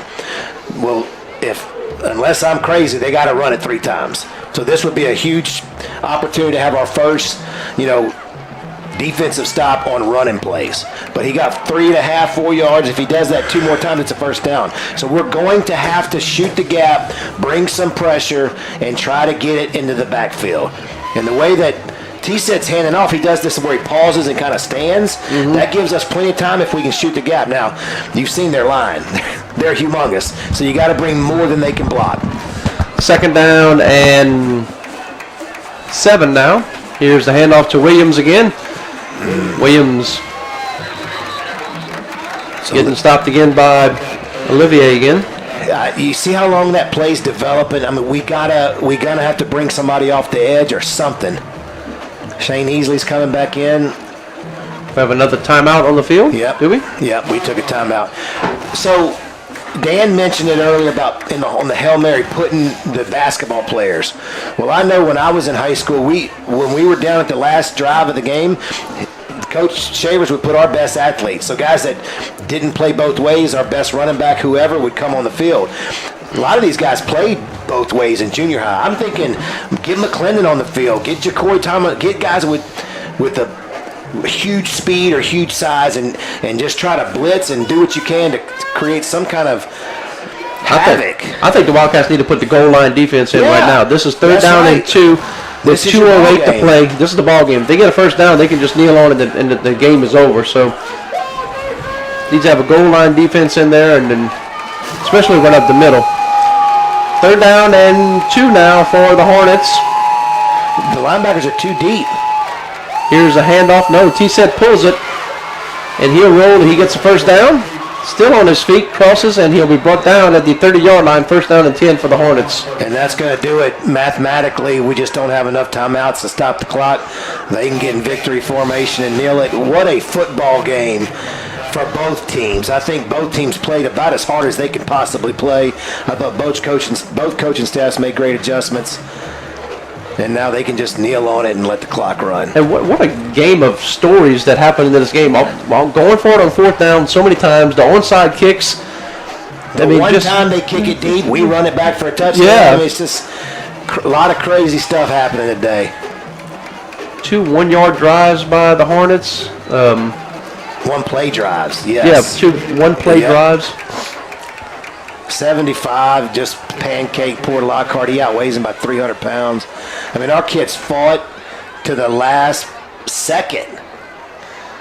You take this team that played tonight, and they, with the exception of maybe Zachary, they could win the next 3 games. They really could. This is a good football team we put on the field tonight. Second down now and 8. We'll call it 7. 1 minute to play. And 12 seconds on the play clock. High snap, give the ball to Williams, trips down, and he falls.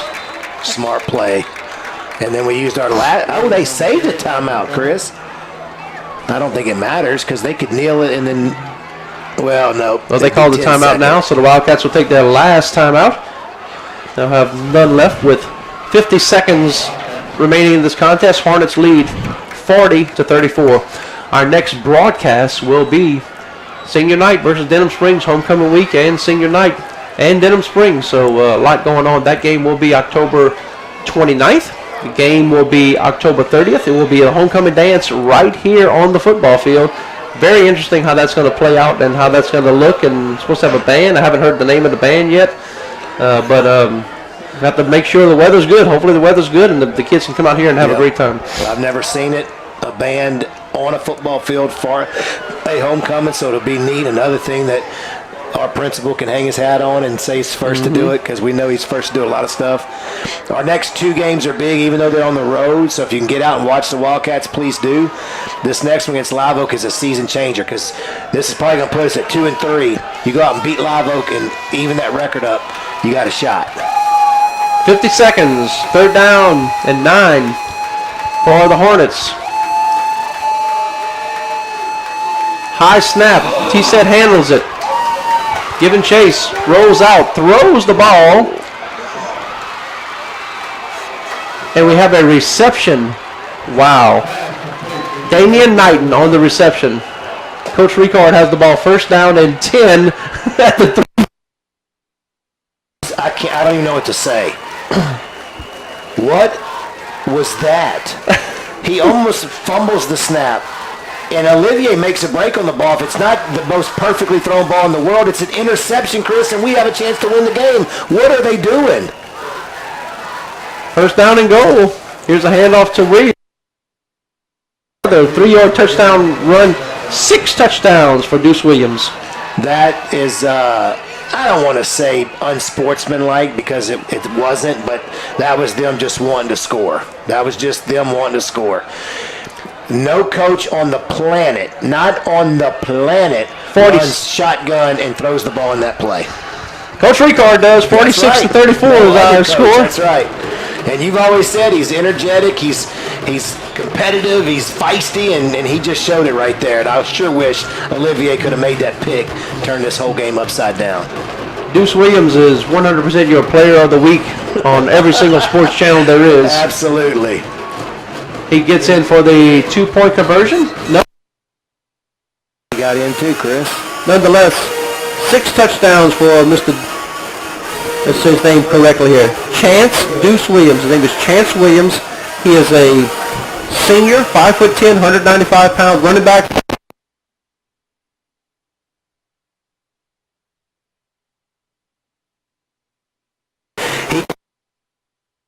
And this kid's tough.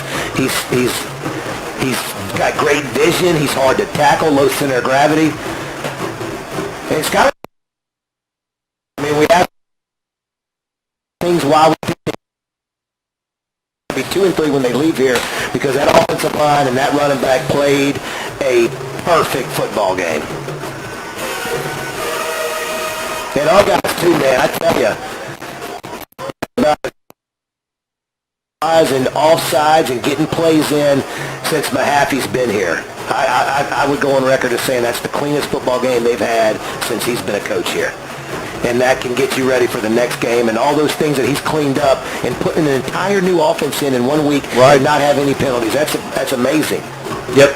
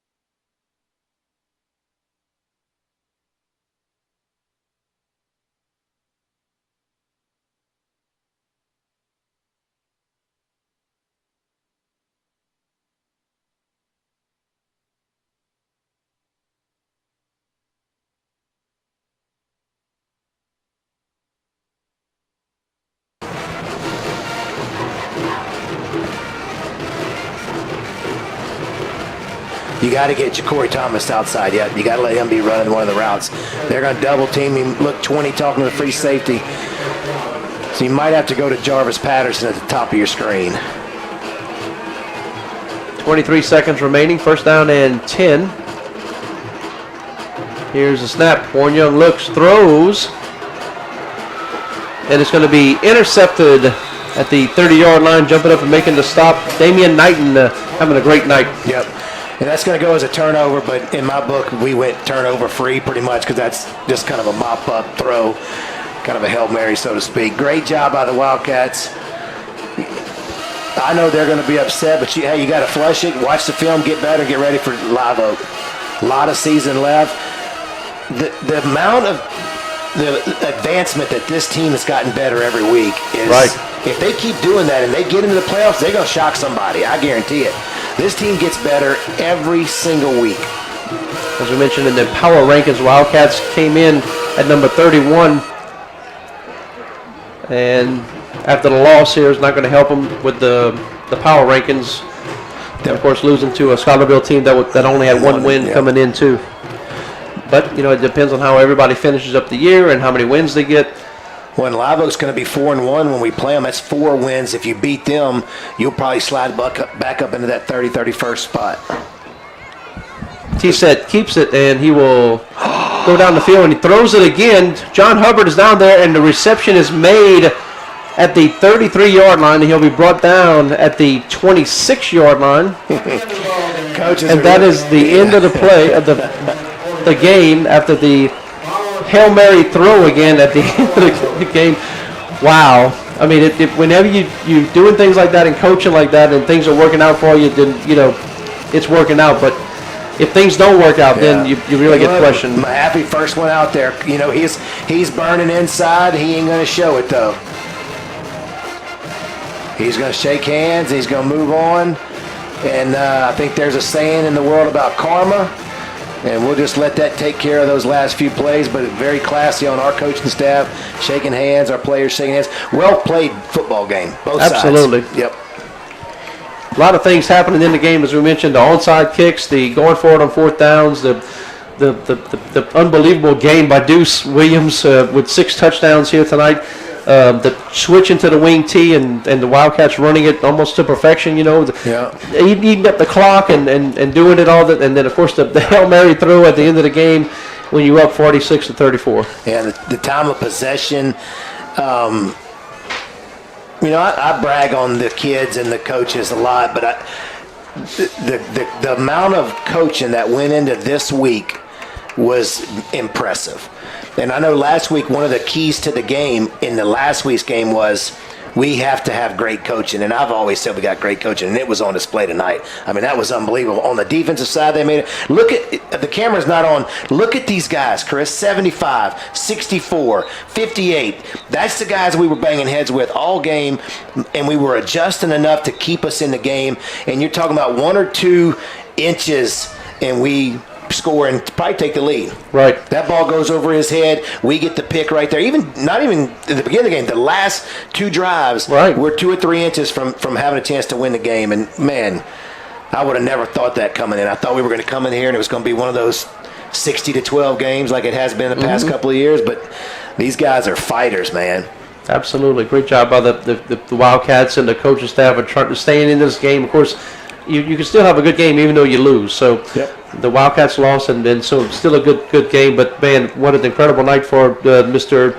Chance Williams for the Hornets. It was in the first quarter. The first score of the game was a 8-yard touchdown run, which made it 6-0 in the first quarter. Then it was a 38-yard touchdown run by Gunn, and that's the last we've seen of him basically. Second quarter was a 2-yard touchdown run by C.J. McClendon, which made it 12-7. It was a 49-yard touchdown run by Deuce Williams, which made it 20-7. It was a 6-yard touchdown run by C.J. McClendon, which made it 14-20. On to the second half, it was a 1-yard touchdown run by Williams, which made it 26-14. 2-yard touchdown run by Warren Young, which made it 26-21. We were right there within 5 points of each other. Then it was a 43-yard touchdown run by Williams, which made it 34-21. And then into the fourth quarter, it was Ja'Cory Thomas with a 2-yard touchdown run, which made it 34-28. Back to a very close game. A 13-yard touchdown run by Williams again, which made it 40-28. Ja'Cory Thomas with a 87-yard kickoff return, which made it 40-34. And Deuce Williams with another touchdown, 3-yard touchdown run, which made it 46-34. So what an incredible night. Yeah. Great job and a great recap right there. And, the coach in me, before every season, no matter what sport you play, and you go through your schedule and you say, I think we're going to win this, we're going to win this, we're going to lose this. And to a man, you would write this one down as a loss. But I don't know what Scotlandville's doing, if they're pointing at the scoreboard or not. But anyway, to a man, you would say this was probably going to be a loss. And to play as well as we did, the season is still much in front of us. Much, much in front of us. So congratulations to Coach Lester Ricard for his victory here, getting the second win. Of course, Scotlandville undefeated in district, as is Zachary, and as is Central. So in Central, a good football team as well, coming here with a overall record of 4-1. 4-1, yep. And they won the night, so they're 5-1, and they're 1-0 in district. Central's always a tough team. Every team at Central, whether it's volleyball or baseball, they're just tough. And they got some speed in the backfield. They got some size at linebacker. They'll be tough. But that Live Oak game, having them at 4-1 is big. You win that, you get some big power points. And Live Oak's kind of given us some trouble the last couple of years. Even when we were better than them a couple of years ago, we fumbled it a couple times and they beat us. So we owe Live. I think Live Oak beat us last year. They kept turning around and giving to number 5, and he just pounded on us. So I think this is the year we get that back and get us right back in this playoff race. There you see the Walker High School cheerleaders that they're playing the alma mater. The band playing the alma mater for the students here. And then, anyway, it is a loss for the Wildcats, but we will have another broadcast, one more game on our broadcast schedule, which will be October 29th. That'll be against Denham Springs. It'll be homecoming week. I think the theme is called Nightmare on Burgess Avenue. That is the theme. Cool, so kind of a deal with homecoming, and then also relates to Halloween as they're so close together. So once again, the Wildcats lose this one 46-34, but such a great game. to watch and to enjoy and everything else. And of course, a great job by the digital media kids and putting together this broadcast, giving you all these camera angles. Like right now, this great camera angle right now of the meeting after the game. There's Austin Lockhart and Rayshawn Simmons, and so being able to bring you the event, as Mr. Michael Hilbun says, it's an event, and then the kids able to use their cell phones and all hooked up to the same network, and their cell phone video on television and on YouTube as well. Really a cool deal. Yeah, great job by the student section. There was a lot of neon out here. We had the 4 or 5 boys running the flags. We had the ROTC doing push-ups.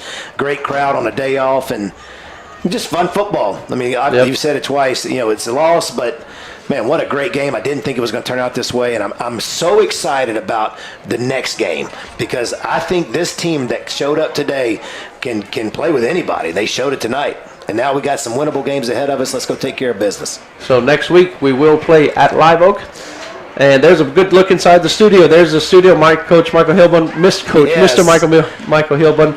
Yeah, that's him, yeah. And look, the students there, they're all working on the different computers, doing different things. We have a 100% real studio here on Walker High School's campus. It's in the old gym. And we have a green screen, and we got the technology board where they got the switcher. They got one kid on commercials, one kid on the audio, one kid on the video.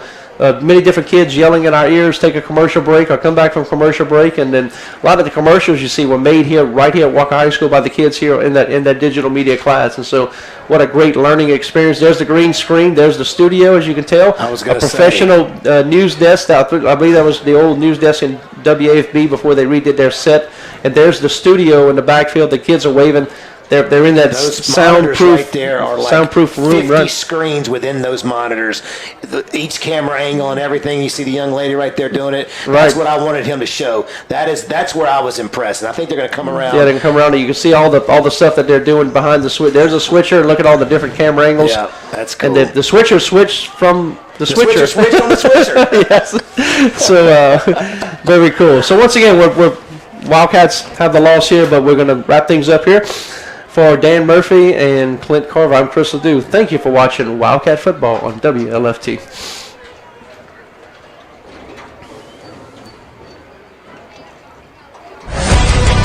Blood, sweat, tears, the determination to win. This is Walker High School football, only on WLFT.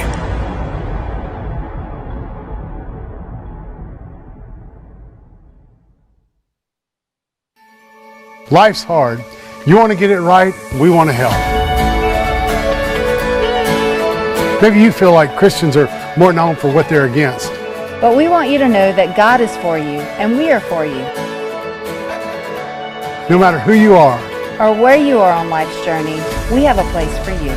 we'd love for you to come and check it out.